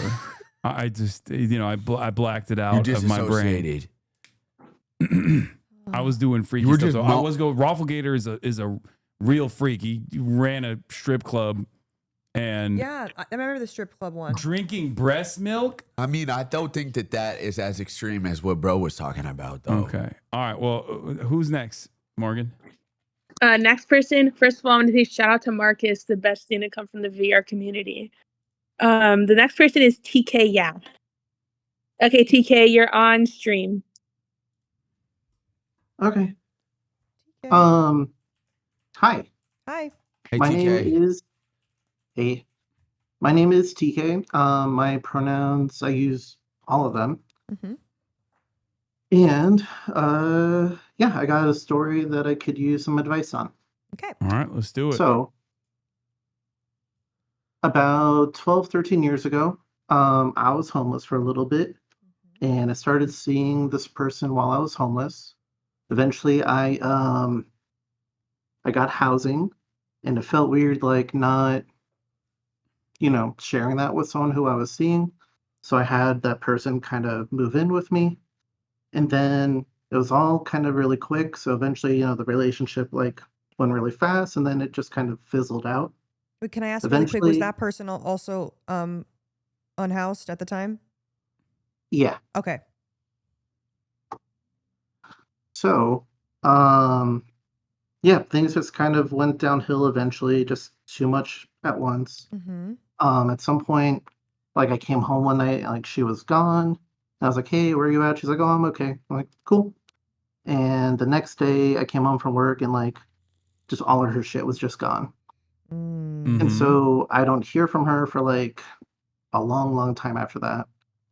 And then back in the day, Facebook, I get a call out post and she's saying I did something terrible. And me personally, I could not for the life of me like remember what it was I could have possibly done. A lot of my previous relationships up to that point were very alcohol based. And so in that relationship, I had gone out of my way to like not drink a whole lot. So like part of me was like wondering like, hey, did I drink or something? Like I had no idea what the fuck was going on. Eventually she deleted the post and then I didn't hear much from it after that. I'd lost friends, community, all that. And then about a year ago, I'm sorry, before that, because of that, I quit drinking. And actually today is my 10th year sober straight. Wow. Like today's like my anniversary date. Oh my God, congratulations. Thank you. Amazing. And about a year ago, I found out that she made up that story. Ooh. And Damn. so, yeah, my whole reason for getting sober just kind of disappeared in an instant. I don't think you should feel bad about Yeah, your no, that's sobriety great. and bettering your health. Absolutely Yeah. not. You know what I I feel mean? like if anything, like everything happens for a reason, even though it like is kind of fucked up and weird and doesn't make sense. That's like why, you know, that the fact that she made it up, I still think that it's something to still be celebrated. And I don't think you should feel like you know, did the wrong thing, because I think you absolutely did the right thing there. And it's a W for you. And even though you did say that like in your past relationships, like you said, the alcohol was maybe like a little bit of an issue. So I think that she could have like probably saved you in like ways that you might not have even known. Yeah, that's like, awesome. That is what's the problem? The problem is I'm a musician and I haven't been able to write a song since I've drank. Since I've drank it, whatever that word is. Since you stopped drinking. Right. Like I used to be able to just right away, like usually drinking helped a little bit, but it's even I could write a little bit without it. But I haven't been able to like create anything in like 10 years now. And there's a part of me that really, really misses it. Like I was a big, like, you know, I'm not huge or nothing, but, you know, I performed around in my area. I love playing music, you know, performing for people. I streamed a little to kind of scratch that itch, but still not quite the same. And I don't know, I just kind of miss that part of myself, being able to create and perform. And I've tried, like I've gone to therapy for this. I've not figured a good way to like be creative again without the alcohol. right. But No, I don't that's a think crutch. That, You don't need that. I don't think you should identify yourself as like the alcohol doesn't like define you. You know what I mean? Like I don't think that it makes you any different, like necessarily, even though you might think so. Facts. I do think that there's probably, I mean, like you said, it has been 10 years, so I'm sure you've probably tried to, you know, seek out other things and ways that you could maybe feel more creative. But I don't think that drinking is what makes you good at what you can do. It's your lived experiences that allowed you to create the art that you are creating, and it was not the alcohol at all. And as someone who has been sober successfully for the past 10 years, you know better than anybody else that addiction is not something that you just cure, right? It's a lifelong struggle. It doesn't go away. And I think this is your brain, the addiction side of your brain, trying to find new insidious mechanisms for you to get back on to go back to a harmful substance that was like obviously impacting your life. So no matter what you do, full stop, there's no reason to go back. You should remember all of the worst shit that you felt in that moment when you were drinking or whatever helps you stay sober. You should continue focusing on that. And because it does feel like, look, I'm not a therapist, but you know, I've struggled with addiction my whole life, and this is something that I have seen in myself. It's your addiction is like creeping in, trying to trick you into you know, getting back into drinking alcohol. That's all By this any is. means, yeah. Yeah. And I don't think it's fair to attribute everything you did, like musically or creatively, to alcohol. Like it was like this special potion that gave you this ability to create art. Like you always had that inside of you. That was something that you were always capable of. and maybe in your head you've gotten to a point where you've convinced yourself otherwise, but that's just not true. You know what I'm saying? And I think you got to give yourself more credit, and just keep trying. You know what I mean? And keep trying, and it might be hard, but like Hasan's saying, that's that addict side of your brain that's trying to like rationalize you going back down the road of alcohol and stuff like that. And the mind is so fucking powerful. Like, as someone who struggles with anxiety and stuff, like the way that your mind can convince you things that are just simply not true is like is mind-boggling. It's how like strong your mind is in convincing you things. But I also too think, have you heard of The Artist's Way, the book? Have you done that? No, I'm not familiar. Okay, I really recommend this book. It's a book, but it's also like a program. It literally like changed my life, and not in like a corny way. And the person that recommended it to me also said the same thing.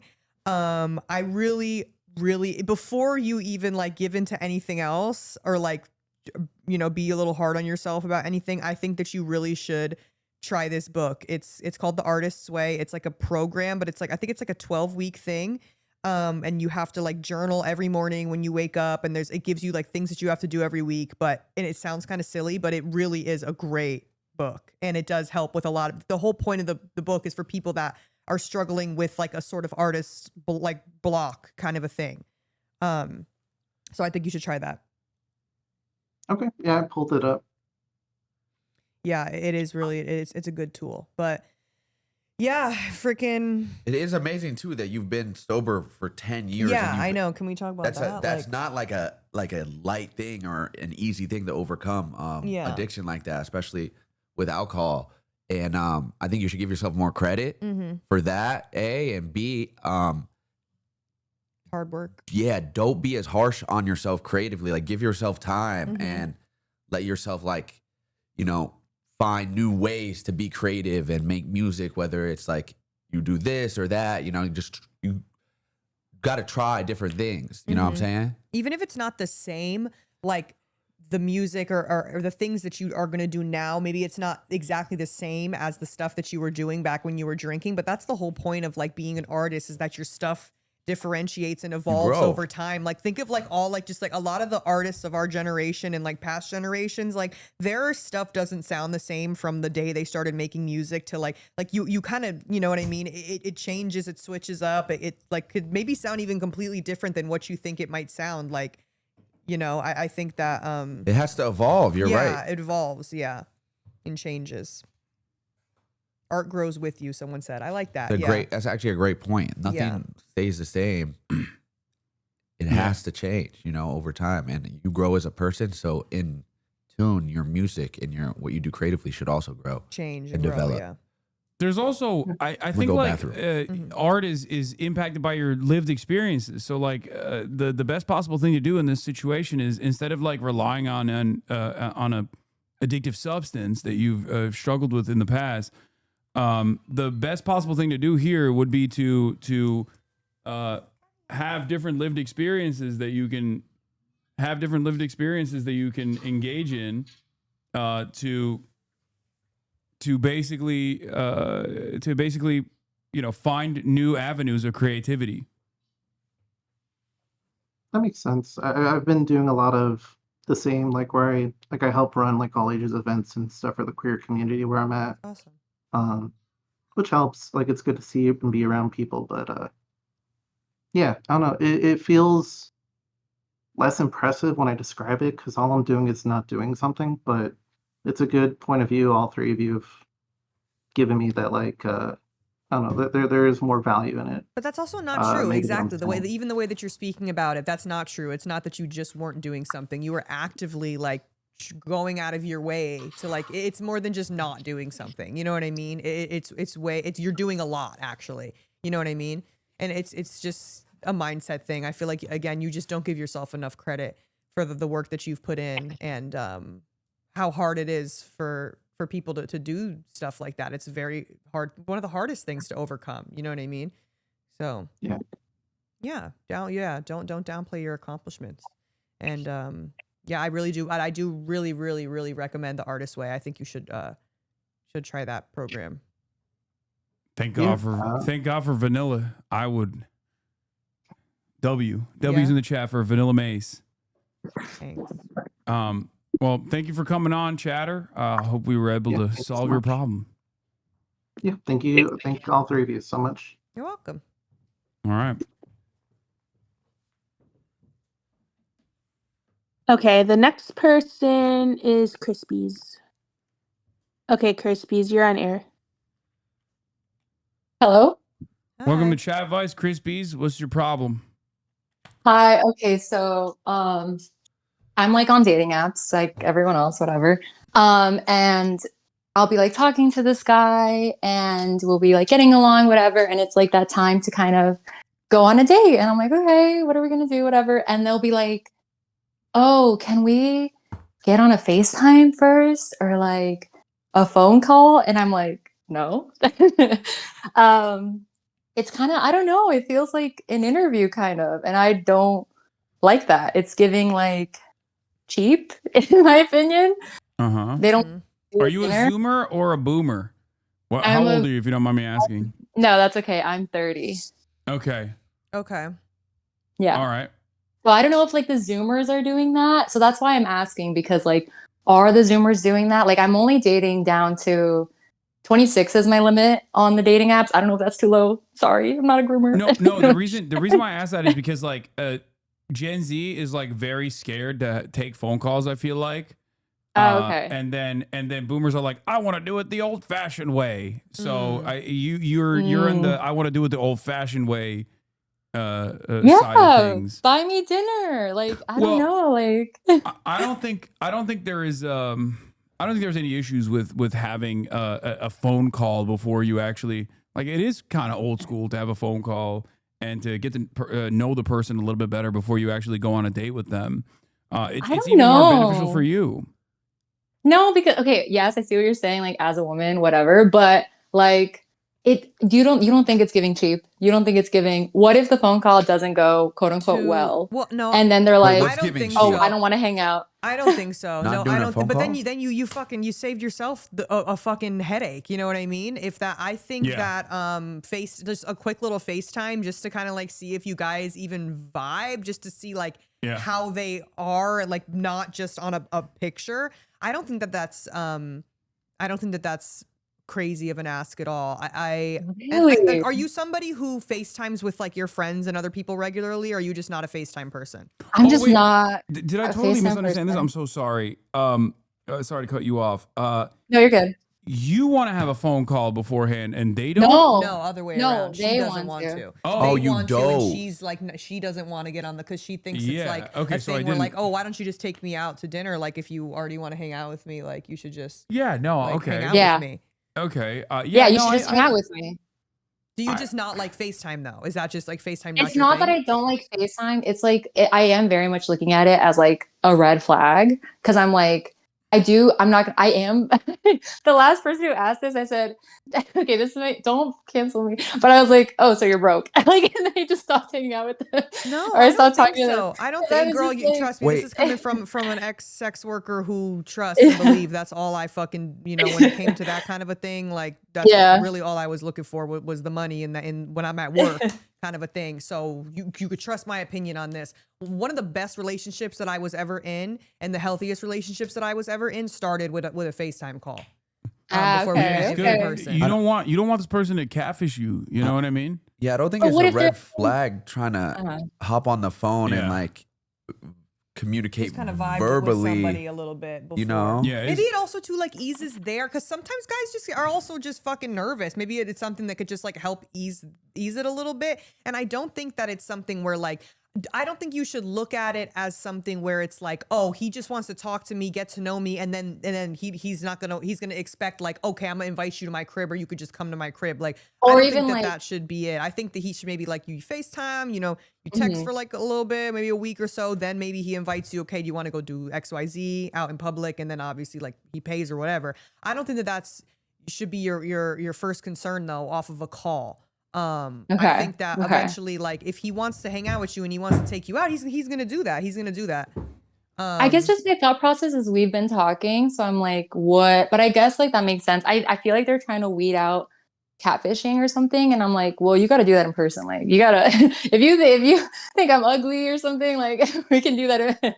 You know, I don't know, but I understand. Like, I totally get that. I just see, that's what I understand. Like, if you are not matching their expectation, let's say, right? I'm not accusing you of this at all. No, But I mean, like- that's fine. Yeah. But like, I feel like that's a much more devastating predicament to endure in person than doing it on the like. This is self-preservation for you, which is why I don't really understand. Because like, they're on the opposing side. Don't you want to know?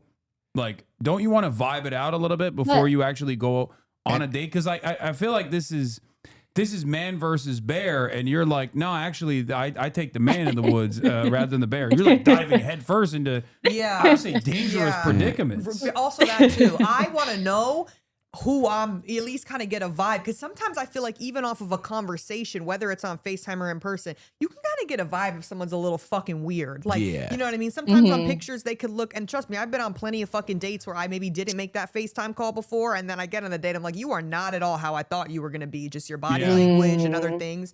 And I think just even for your own safety, not to like freak you out, but like some people are fucking weird. Like, I do think that a quick FaceTime call is not anything that is diminishing your value or your worth to this person.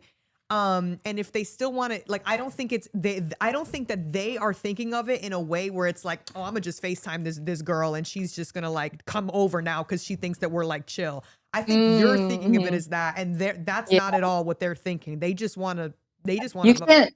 You're not skirting paying for something. And that's all I'm saying. You're not, we're not getting away from that with this fucking phone call. But no, that's what I'm saying. I think you're thinking that. I don't think they're thinking that at all. They might be nervous. Like they might, there is a million different reasons as to why they might want to have a conversation with you beforehand. Like, I don't think that's. I really don't see any cons to jumping on the phone before going. Like, what? Adapt. They want a beta test, and it's a closed beta test. They got to pay for the game. No, but I mean, he gets it. Yeah, you got it. A pay to play situation. But girl, that's but that's not your job, right? Is that like, your goal? No. Is your that's goal not my to job. meet No, I'm someone not a that sex you worker, like no, vibe no. with, or is your But I goal don't to get a mind. free dinner? But what if okay, you're right. Yeah, the goal is kind of like the dinner is low key, like a filter. Like, are they gonna pay? Are they gonna blah blah? You know what I mean? Like, I am old school in that sense, where I'm like, are they going to be like, oh, let's go halvesies, like on this first date? I'll go halvesies with you in the relationship. But on the first date, I would expect like you to at least try to pay for it and whatnot. Yeah. So it's kind of like a little bit of a filter for me. No, I agree with understand you 1,000%. But that's a second filter. I agree right? with like, you that's 1,000%. that part's understandable. Yeah, I think 1,000% a guy should pay on the first date. 1,000%. I'm with you on that. Trust, but I don't think a 10-minute FaceTime call just to vibe check is gonna like negate that happening. I don't even. All right. Look, I don't want to speak out of turn here against the queen of Vanillamace, but like I will say that it's not. Like, I feel like placing a financial imperative in a relationship is setting a negative connotation, unless that's like your goal, right? If that's your goal, then that should be defined ahead of time, and there's nothing wrong with that, right? But if you're like looking for a healthy long-term commitment, a partner, I think starting off on that expectation is probably not the healthiest first step. And so you think I shouldn't shouldn't even expect be for them something to that's pay in for your it? mind. What's up?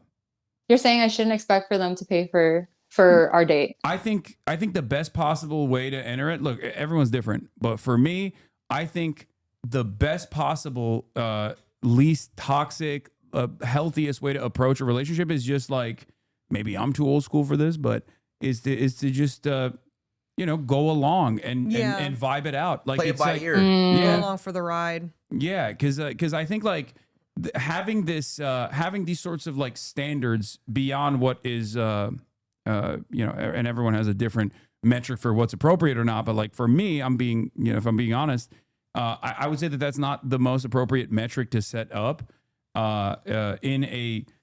in a healthy, functioning, working relationship. Because like, who knows? Sometimes people are going through dire straits financially, but they're like a really cool person, and there's no reason to shut yourself off from like a potential lifelong partner just because they at that very moment are not super wealthy. And I say this as someone who sounds like a brokey is what chatters are saying to me, but like, yeah, I was. but I he's was really literally not, fucking though. broke. I was broke as fuck back in the day, and this became an issue with one of the relationships that I had back in the day. I had a long-term relationship with a girl who was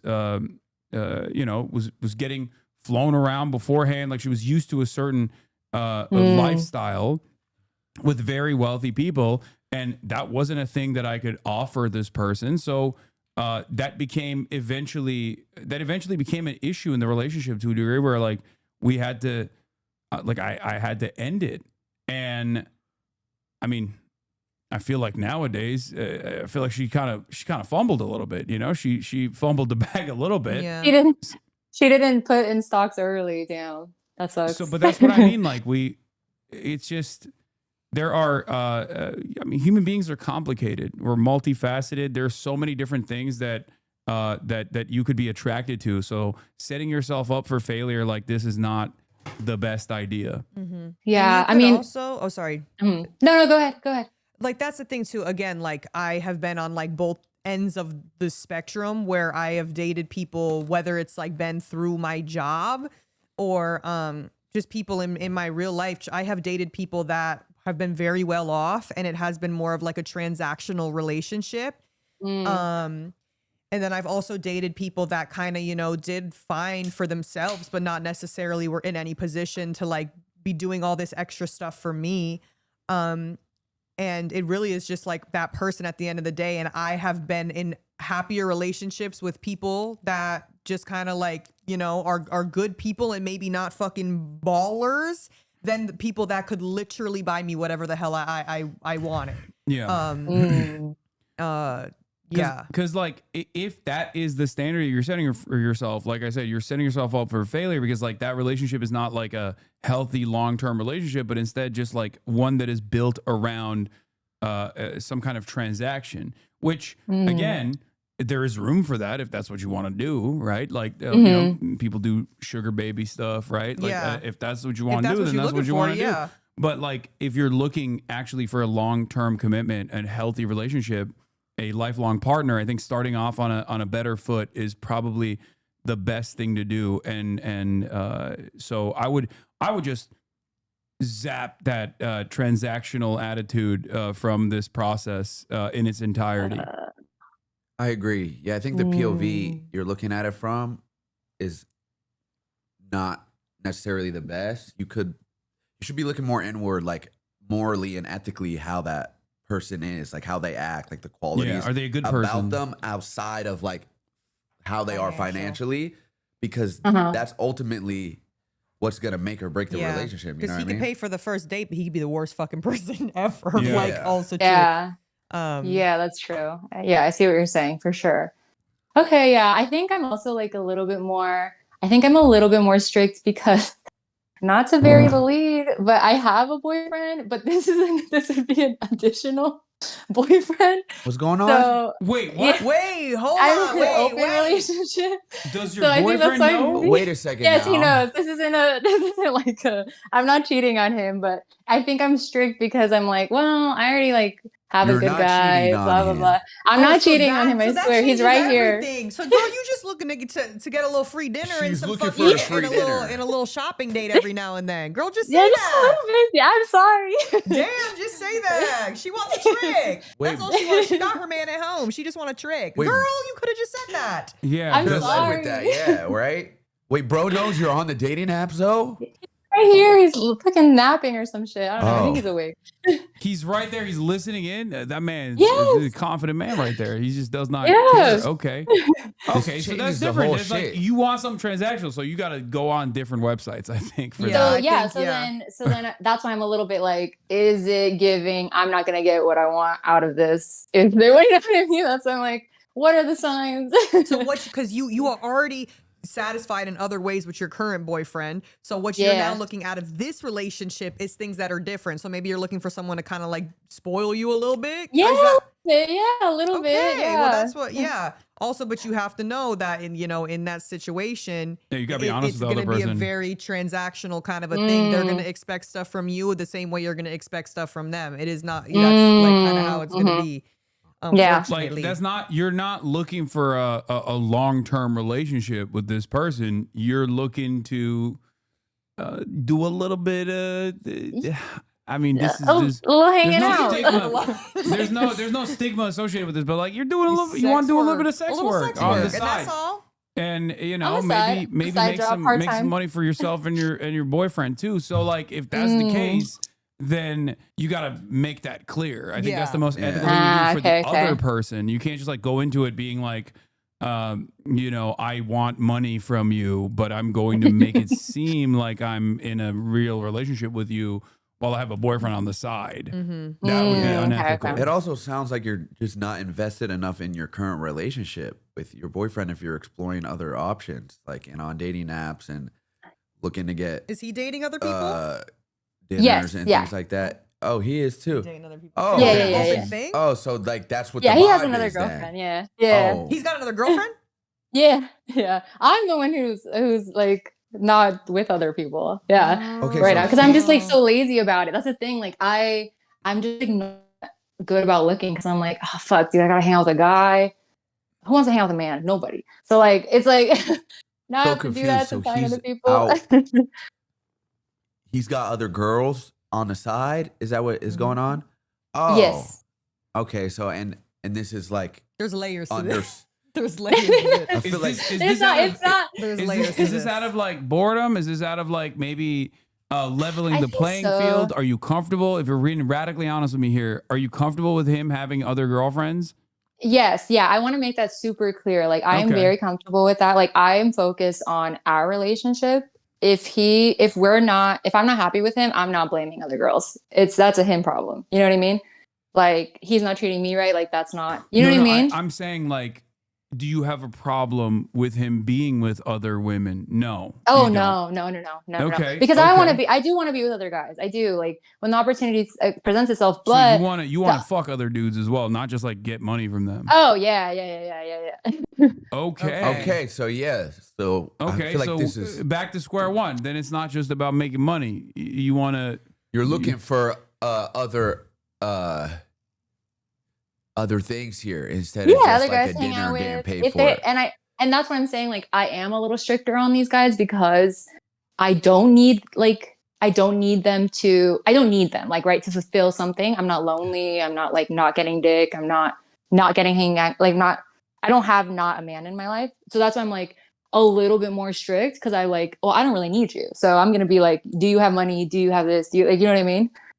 But that's the thing, girl. You can't right off the rip. Even the guy with the mo, you can't come with that energy. You can't. It's not gonna work out in your favor. I promise. You gotta. You can't just come in here and be like, so where's my money at? It's not. It don't work. It's not where's that. my money. Yeah, It's I'm not more sure like I know are what you you in mean. like a good place? You know what I mean? Like I don't know.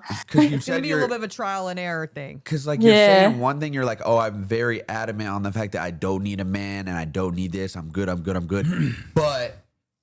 But you want extra dick. You gotta pay. You want extra dick on the side and money. I'm hearing multiple things here, so I'm confused. Yeah, that's a good. I think I'm just bored. Maybe like I'm just like. Okay. It does sound like you're sounds bored. Like, she's it looking sound like for you're stuff. unsatisfied. Yeah, that's hanging out. Whoa. No. I don't know. I'm just like trying to see what's going on out there. And honestly, I'm so bad about hanging out with people once I match with them and stuff. And I don't know if I'm just creating those barriers because I'm like, I don't know why I would even want to hang out with you or whatever. Okay. Yeah. I'm going to ask you a sincere question here. I hope it doesn't come out of pocket. Okay. Have you tried fucking women? I am trying. Okay. Yeah. And that's what the thing is. Like, it's just so hard. I don't know if my bisexuals in chat, it's so difficult. So I don't know. I'm sorry to interrupt. We're given the time left. I want to wrap this up so we can get to one more before. Okay. Hi, all right. Well, thank you. Thank you for coming on. They're saying one more. I don't think I could do one more. Oh, are you out? I got a hard. Yeah, I got. Are you out? All right. Well, it's fine. All right, bye. Thank you, guys. We'll continue. Bye. We'll continue without the feminine energy, unfortunately. But we'll try to make up for it. It's not going to happen, but Vanillamace, thank you so much for coming on. Yes, This thanks was for having amazing. me. Yeah, I wish I could have. You were amazing. Thank you. Thank you. Good luck It was with a lot your of fun. future Yeah, it was endeavors. fun. Thank you. And we'll have you on again. Yeah. Soon. Yeah, you know where to find me. I'll be here. All right. Soon. Bye, chat. I'm gonna pee before I leave. All right. Oh, Kaya, excuse me. You want to swap it over here? Get in over here, and I'll turn this off. All right. Okay. So the next person I'm gonna bring in is Formidable Jamie. Because I feel like that last story got told backwards. Yeah. There was a lot of there was a lot of new information that came out in the process of us learning. All right. Hello. Yo. Hi. What's going on? Welcome to CHADVICE. What's your problem? Hello, hi chat. My name is Jamie. My pronouns are they, them. And I'm going to start off before I ask for any advice. I'm going to give y'all a little bit of context. So I broke up with my long-term boyfriend of about 4 years this March. After I found out that he had cheated on me with multiple girls, including a high schooler. Whoa! So Wait, for so your context- boyfriend was a pedophile? No. Well, I don't even know if she was of age, but like she wasn't like a freshman, I think. I don't know. How She old is your wasn't. boyfriend? If you don't mind Sounds me like your asking. boyfriend was 20. a pedophile. We're both 20. Oh dear, this is gonna complicate things. Okay. Also, can you crank up your volume a little bit on your side? Oh, hold on, sorry. I don't know if this is better. Later, Vanilla. Maybe. Is this good? Wait, keep talking. Let me hear. Count to 10. I don't know. 1, 2, 3. It's a little bit 4. better. You can crank it up even more because I got you maxed out on my end right now. Okay, I don't know if I should just. Oh, this is good. This is good. All right. This is Okay, fine. great. If you speak at this Okay. tone, it's fine. So, anyways, how old was he when he hooked up with a high schooler? I'm pretty sure. I think he would have been 20 by then. I'm pretty sure. Okay, so that's Tough. It's also like to deepen it, he was also like a college junior. So I guess like in terms of maturity. Anyways, so we broke up and he did more stuff in the relationship that kind of hurt me, but the cheating definitely came out of nowhere and it definitely did the most damage. And now I just can't see myself getting into another relationship anytime soon, even though I feel like I want to and like I'm in my prime and like but it's definitely like affected my health and my mental health and like my self-worth. But him, on the other hand, he like immediately moved on and started like a long distance relationship with a girl that he met when he was out, like when he went to a concert out of state. And like, that was while we were dating. So that kind of adds salt to the wound. Yeah, he like- moved on because he's a predator. Doesn't sound like a very good person. Yeah, I think it's This is gonna make it so rearview much mirror. worse. If there's statute of limitations is gone, all right, then that is what it is. If not, maybe you tell the authorities. That's another thing you could do. I think that's good. You Call the police. you cut all contact with this person. I hope. And you shouldn't worry no. about This what is- he's doing now. You should be. Wait. let me finish. Uh-oh. So, like he has the new girlfriend who's of age, thankfully, as like her profile picture and like posts about her all the time and they seem pretty good together. Here's my problem. I still consider him my best friend. And like throughout both of our lives, we've never really had much friends either way. And like we still don't. So we just No, we talk. But he's a pedophile. No, you should We- stop being friends with him. I think definitely. There's got to be a. Your best friend's a criminal right now. It's like I'm pretty sure she was of legal age, but even then, like boiling it down to like she was in high school. She did not have a high school diploma. The pretty sure feels like enough to sway. You know what I mean? Like if you're one of my friends calls this like blowing an 07 on a helium breathalyzer is like still pretty bad. You know what I mean? Like it's just you just got to cut that out. I think even if in the best case scenario, right? So and also I hate to do this to you, but he's not your friend. He f***ed you over, and it should be. Sounds like you're trying to defend him too. Like, yeah, don't defend him at all, and don't be friends with him at all. You're in your prime. You're young. You have plenty of opportunities to make other friends.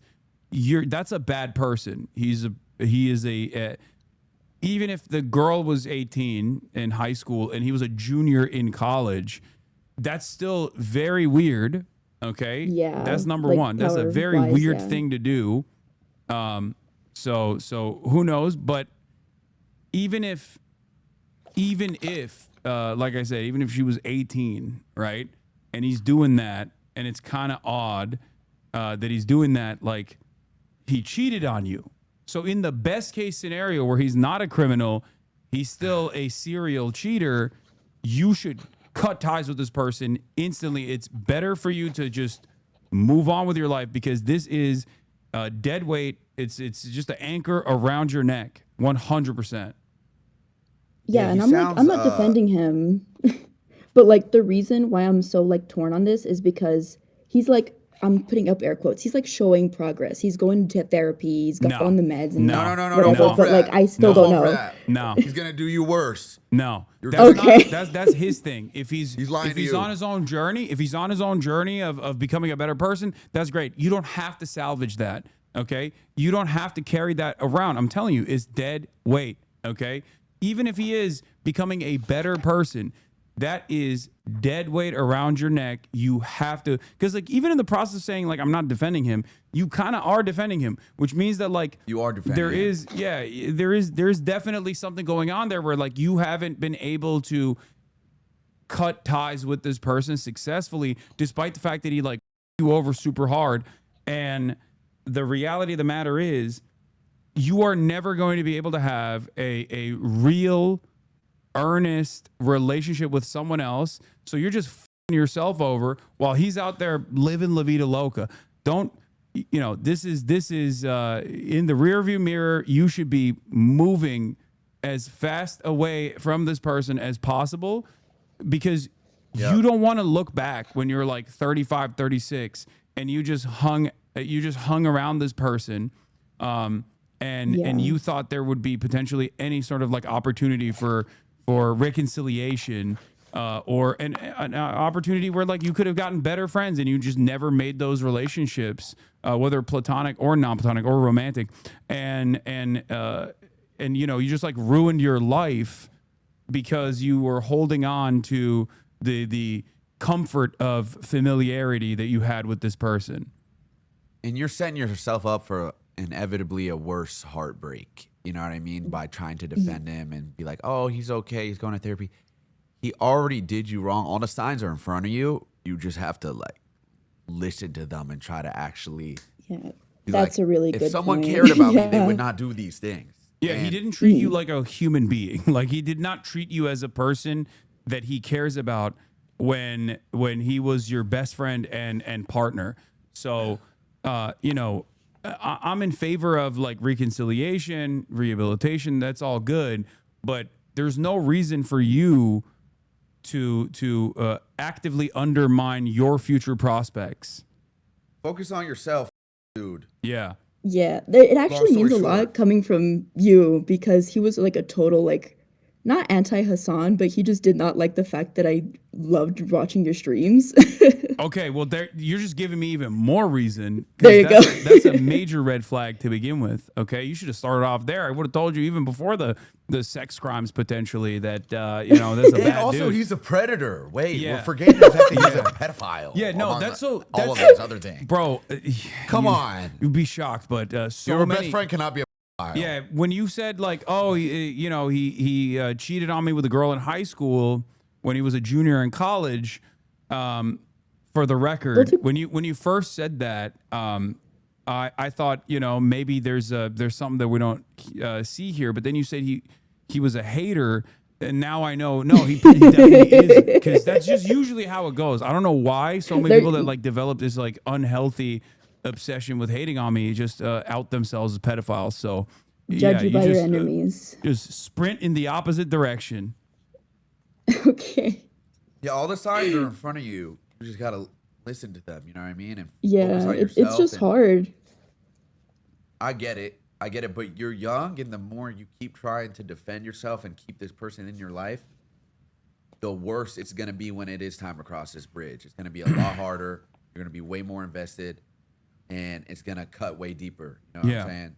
That fear that you have in your heart right now about taking that first step and slowly excising this person out of your life, even though he is a parasitic force on your existence currently. That first step is scary, but the liberation that comes after is so sweet. I promise. I think people have to. This is just like a general opinion. I think people are far too invested in like never cutting ties with people because they've like known them for quite a while. But like the reality of the matter is like there are some unsalvageable situations.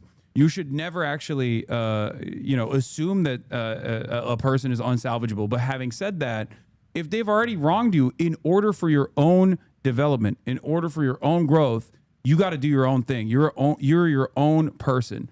So go out there and meet other people and just like actively move away from this guy.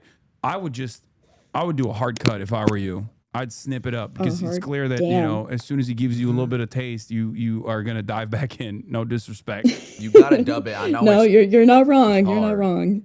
It's a hard like bandage to rip off, but you just got to do it. Yeah. And you know what I'm saying? Like over time, you're going to look back at this moment in your life and be grateful and thankful that you had the strength to do that and to separate yourself from this person and focus on yourself. He already gave you the easiest out. It's like for real. The most a sex crime is like literally the easiest out. Just remind yourself of that over and over again and be like, I don't even entertain any other alternatives there. Just cut it. Just sever it. If he grows up and becomes a better person, a decade later, great, good on him. But that's not your job. Yeah. Your job is not to. Your job is not. Yeah, exactly. Your job is not to actually help this person grow at all. Yeah, that okay. That makes me feel like a lot better then. Yeah. All right. Well, thank you. Hopefully this was helpful. All right. Thank you so much. Yes, this helped more than like anything my friends have ever said, which is kind of unfortunate. Okay, that's crazy that your friends are not telling you this either. Maybe you need more friends as well. Yeah, protect yourself above all else. Okay, this is a situation where like put yourself first. You are being way too selfless. It's not a good idea. It's unhealthy for you. Get better friends as well. All right. Thank you so much. No problem. Of course.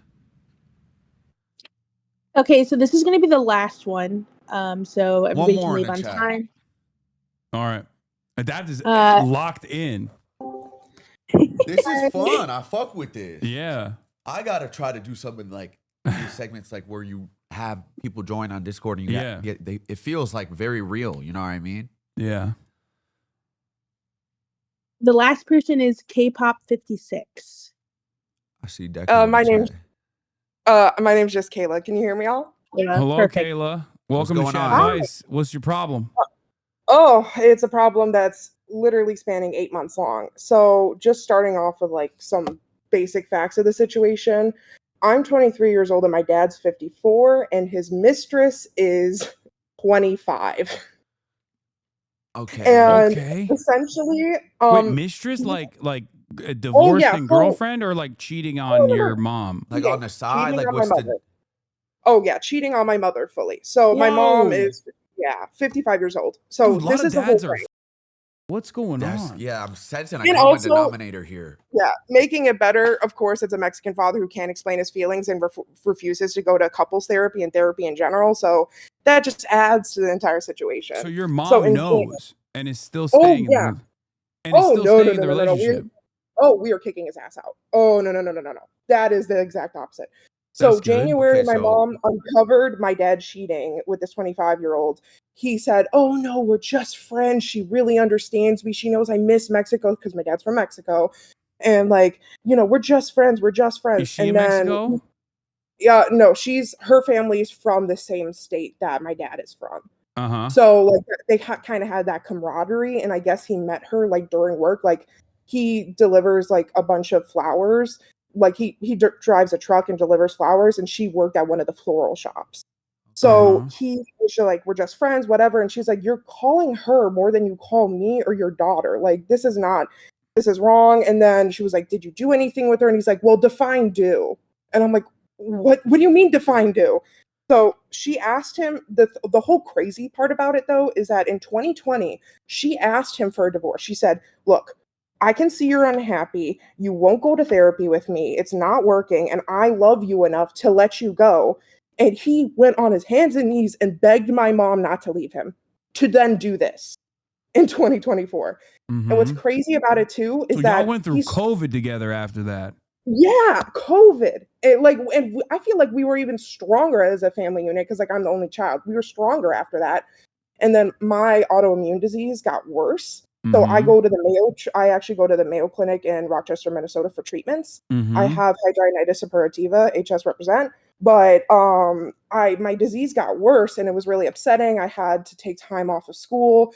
Luckily I did just graduate though, but it was just a terrible situation. And that's when he decided talking to this girl. So like while my mother is driving me to get surgery, he is talking to this woman on the daily, taking her to Costco, buying stuff for her family, all this. Costco? I know. And by the way, I gotta say this, I'm not an overly spiritual person, but I gotta say, whatever my guardian angel is for both my mom and I, we were not supposed to find this stuff.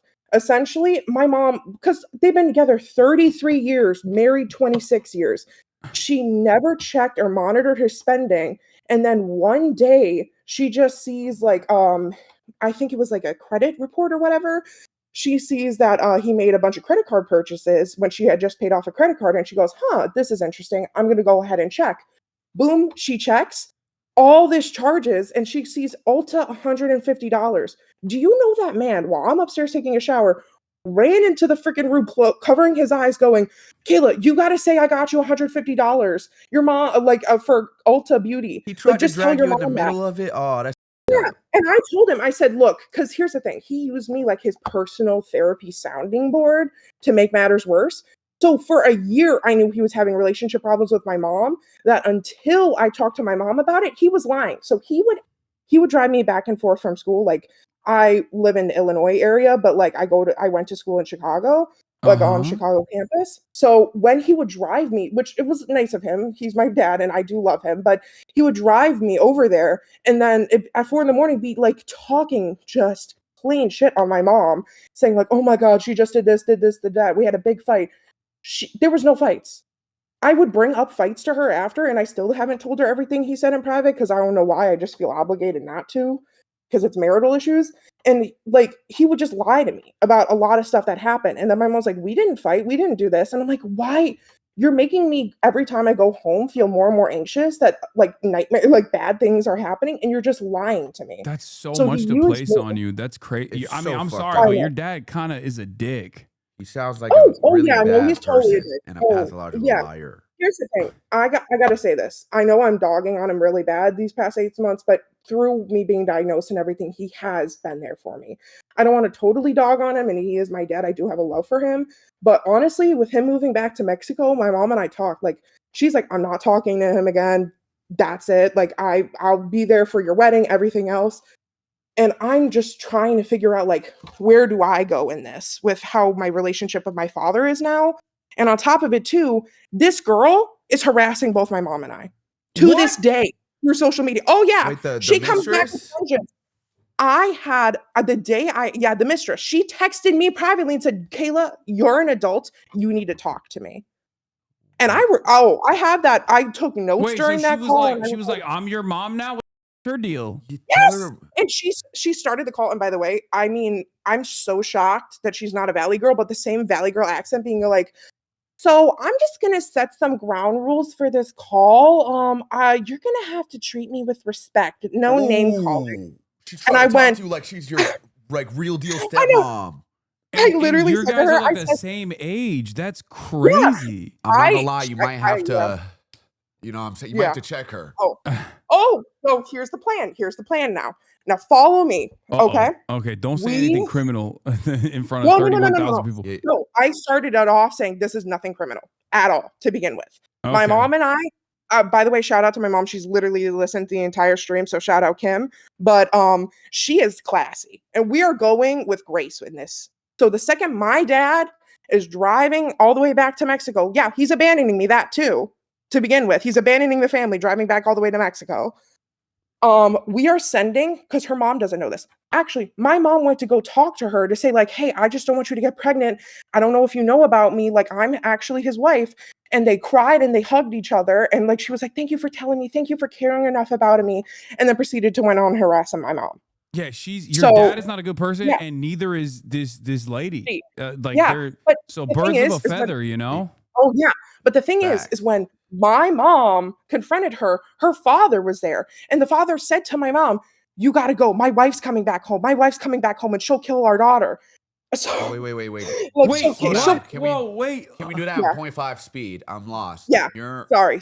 I'm just trying to. Yeah, I'm trying to like do this as fast as possible. Sorry, I'll slow down. You're good. You're good. Just take it slow. We're trying to understand. Lost for a second. I know. This is like 8 months of torture, by the way. So sorry that it's like. No. It's all good. It's all good. So you got. Yeah. So your mom is talking to the person, your dad's mistress. Yeah. Mom's talking to the mistress. February. Yeah. So mid-January when we found out, February, my dad said to my mom, like, I'm not talking to her. Like, we stopped talking, whatever. She, by the way, kudos to my mom, by the way, just in general. She, in the snow, in Chicago snow and sleet, dragged herself underneath my dad's truck to put a tracker on his car to confirm that he was still going over to her house where she lives with her parents. Mexican moms don't play around. Damn. I know. Hey, and she, you know what? She's not even the Mexican one. She's the white one. She's the Polish mom. Okay, okay. Well, she's flexing him by heart. Yeah.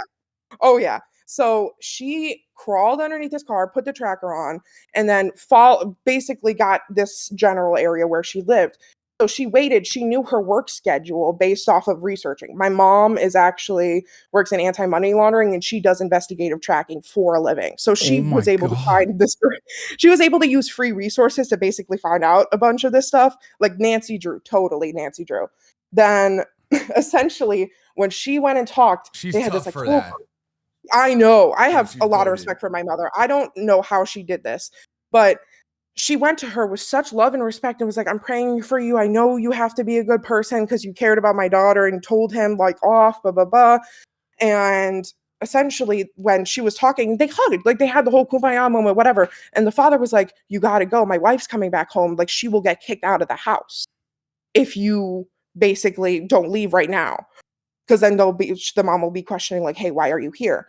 So now, coming in the future, she's harassing us, doing all this bad stuff. And like there's so much things of like she was stalking my mom, then like doing all this stuff. And she's so ridden with guilt. We have not been to her house since that first like February incident. And she'll be texting us being like, you're coming to my house. You're having your friends stalking me. Like, girl, that's your guilt. That's not us. Like, we don't have time for you. We got lives to live. And your dad doesn't care about this at all, that this is going on. Oh, no, yeah, he could care less. He could literally care less that this is happening. So, and he's like, well, we're friends. I don't know why she's doing that. Like, she's a good person. That's the thing he keeps saying. She's a good person. He's 53 years old. A good person. Why would a 53-year-old ever be friends with a 25-year-old? Also, he's not a good person. None of the parties involved here, with the exception of you and your mom, are not good people in general. So I think it's good that like this is a problem that's like basically fixing itself by default, and the only solution here is just like cut him out and just like ice him out a little bit. Sorry. The one thing though, I have to have respect for him. I get you were saying like he's been there for you, but in some instances it's better just to kind of love people from a distance. You know, you don't be as involved in day to day, like just like I totally get it. Live his life and make his decisions. It's not up to you. That amount of pressure he's putting on you is fucked up. Have you communicated that to him, by the way? Like that this is like. Oh yeah, I said like under any certain circumstances. That's the thing too. Is like I told him like if I catch you talking to her again, I will cut you out of my life, and he still did it. And I'm like, do you want me to fulfill my promise? So my revenge now is like my mom and I are doing this. This is totally illegal, by the way. We are sending her mom translated into both English and Spanish document of everything that her daughter has done, mailing it to her where her as an individual, the mom has to sign for it via mail, and then I'm sending the entire family an edible arrangement. Okay. That seems good. Okay. Yeah, so it's like the only thing I want to ask though is it too far to be doing this to send it to the mom? I don't feel like it is, because she's literally lived with like no repercussions of everything that she has done. And we have like blocked her on everything. She'll use other socials to try and find us. Like, it's just, she won't leave us alone. And I feel like you have to go to like at least where I'm at right now. If she wasn't doing that, like if she wasn't like actively stalking you guys and like annoying you, harassing you, then it's fine. Who gives a shit, right? Just like leave it alone, you know, define your boundaries with your dad. And if he doesn't abide by those standards that you set that are super healthy, then, you know, you cut him out. But if you want to deal with her, then I think this is fine. It seems like it's fine, because like she's made it your problem. Now you are trying to, I mean, I don't know. I think like not interacting, blocking, and then if it gets to that point, like getting a restraining order on her would probably be the best possible thing to do. But if that's not the option that you guys want to take, which I would recommend is the better option here, then I don't know, maybe having her family have to deal with her is the second best option. Yeah. But I think the restraining order is probably the better option. It's a safer choice. It probably is. It probably is a safer choice, but I live in a suburb of Illinois where it's like the cops don't really do anything. So like, and they've like not been great towards our family. So it's like, can't really help. They really won't help us out. Luckily, like we could probably go to like the Chicago precinct, because she lives more in the city, to like where she is, to be like, hey, you know, she's harassing us or whatnot. But honestly, I think where we're at now is just, I mean, a restraining order is not like a protective barrier, is ironically what a cop told me when I got a sea of death threats in the beginning of my career. And then they told me to get a gun. I'm not suggesting that at all. So what I would say is the restraining order is for paper trail, right? And if she escalates, then you can actually have criminal charges applied. So I think that is the reason why I was saying like the better avenue to pursue here would be that. Yeah. Yeah. And I think your original question, you were like, is it too far if I do this? I don't think in like most scenarios you would ever be wrong for taking the high road and completely removing yourself from the situation and just letting whatever is supposed to like karma or whatever you want to call it, like run its course. You going down though and like going out of your way to be like, nah, like let me hit her back and like stoop to that level. Like you can do that. You're not wrong for doing that. You know what I'm saying? But also you're not wrong. You're never wrong in life for taking the high road and just being like, all right, like this is too low. This is too toxic. Yeah. I don't want to be involved in this. I want to completely rid myself of this situation. You could do that. That's what I would do. You know what I'm saying? Y'all are right with that. Because path of least resistance. Even after, really we did that because we were hoping not to go to the cops because of our cops not being that great, to just have her old school Catholic mother correct the situation herself. Like that was kind of just what we wanted to do, and then right after that, do nothing else. Like my mom and I both like Scouts Honor promised each other, like we are not doing anything else after this. It's just, we wanted to do this because honestly, I felt like this is the path where we can still be going the high road. And also my mom said too, she's like, honestly, Kayla, like if you were doing this stuff as a mother, I would want to know to correct you too. She's like, this is like more my mom's like, this is more mother to mother talking to the mom. That's understandable. And not necessarily like, and nothing in the note is going to be very provocative or anything, like no swearing, no bad, like no, like your daughter's this and that. Like we want to take the high road in every way possible. And I think like it's almost symbolic with the fruit to be like, now you get to eat the fruits of your own consequences. If that makes sense. Like I was giving you the path of least resistance for self-preservation. Yeah. Because like if you do this without having any sort of like paper trail of her wrongdoing, then if she escalates on her end and goes like crazy, you don't whole back and forth. Yeah, you don't want to. You don't have that. This seems like a psychotic person. Like you don't want to deal with a psychotic person.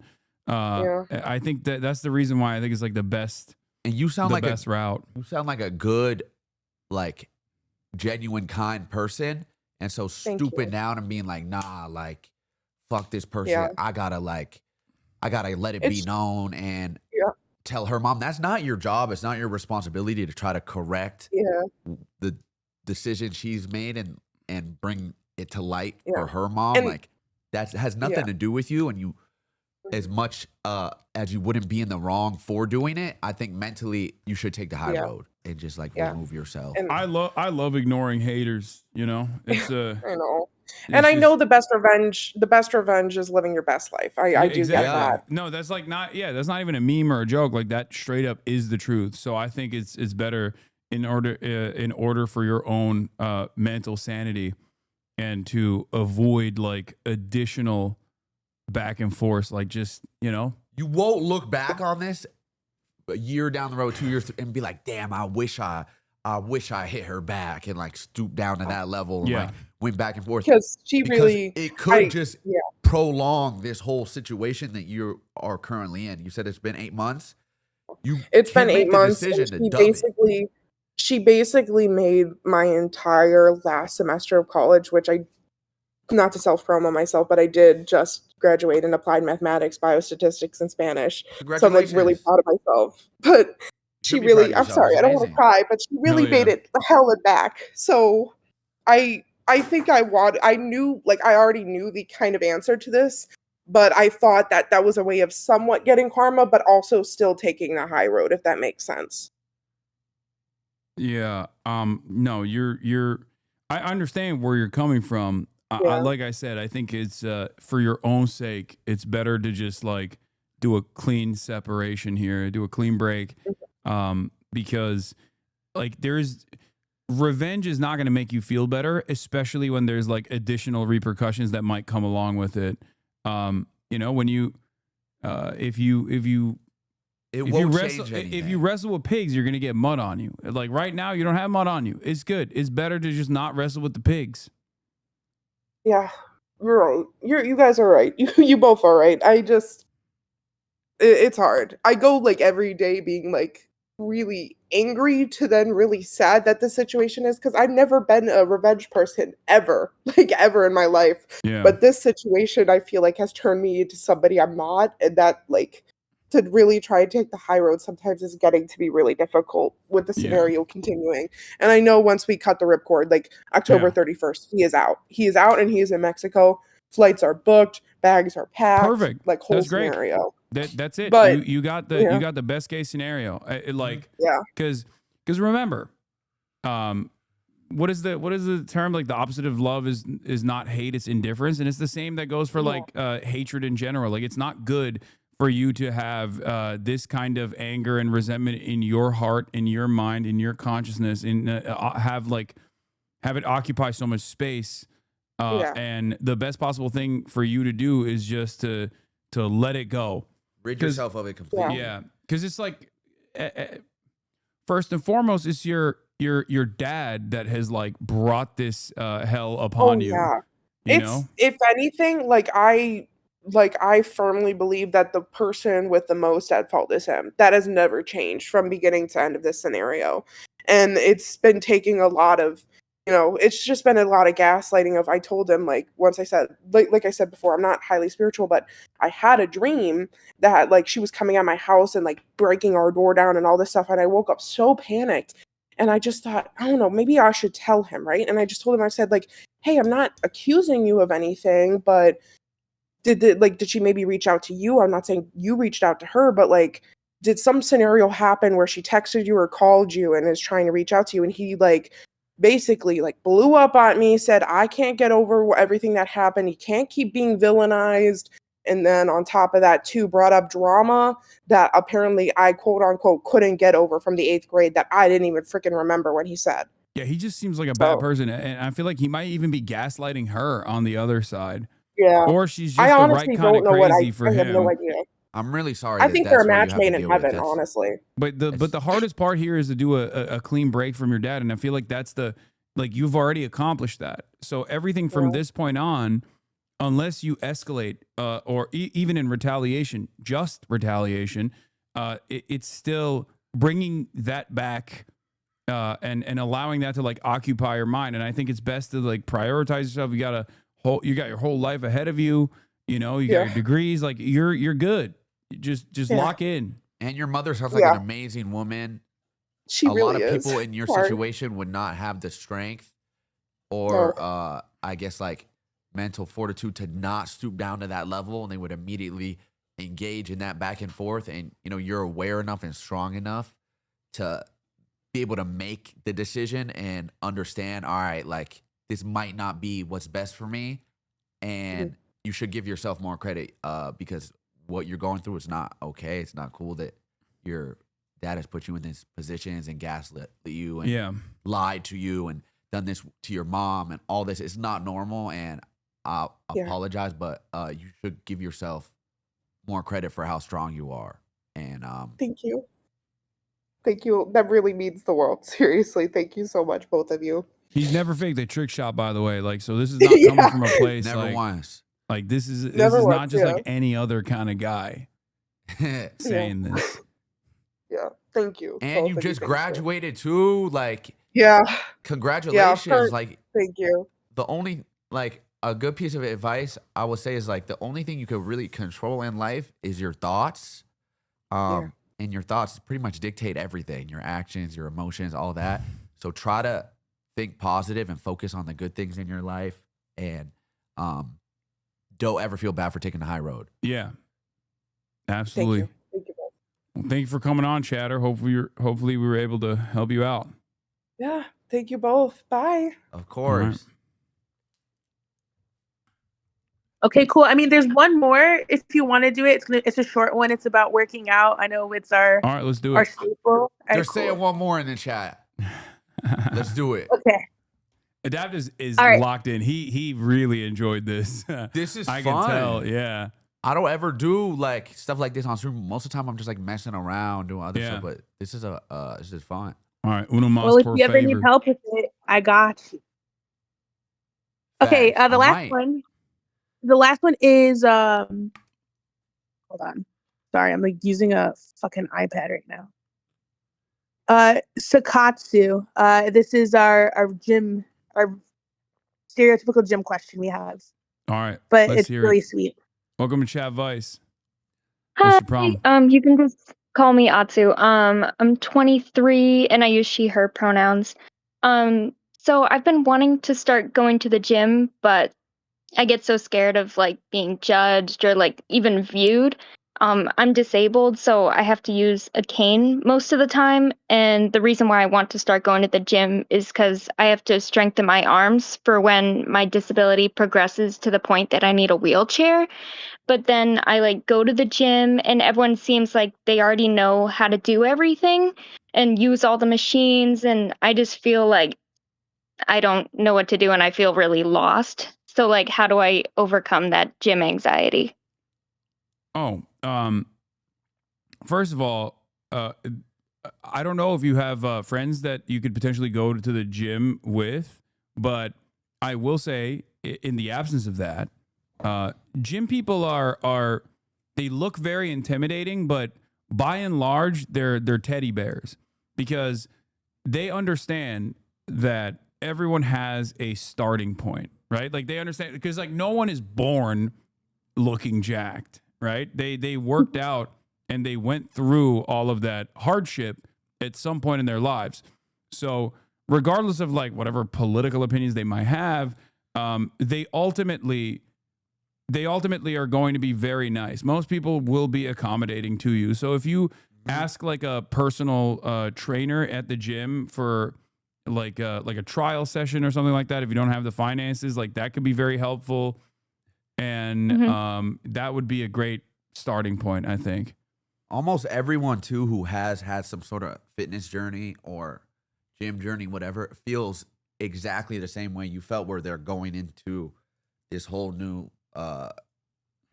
like way of life, not knowing anything. And one thing that helped me, like when I would start working out, is I would type in like, okay, if I want to like work out a specific muscle group, I would type in on YouTube, all right, chest and tricep workout, and I would watch YouTubers do the workout, and then I would go to the gym and just walk through exactly what I saw them do. And even to what Hasan said, if you have friends or people who are in your life, that also helps, you know, going with a partner, stuff like that. Yeah. Do you have people you can go with? No.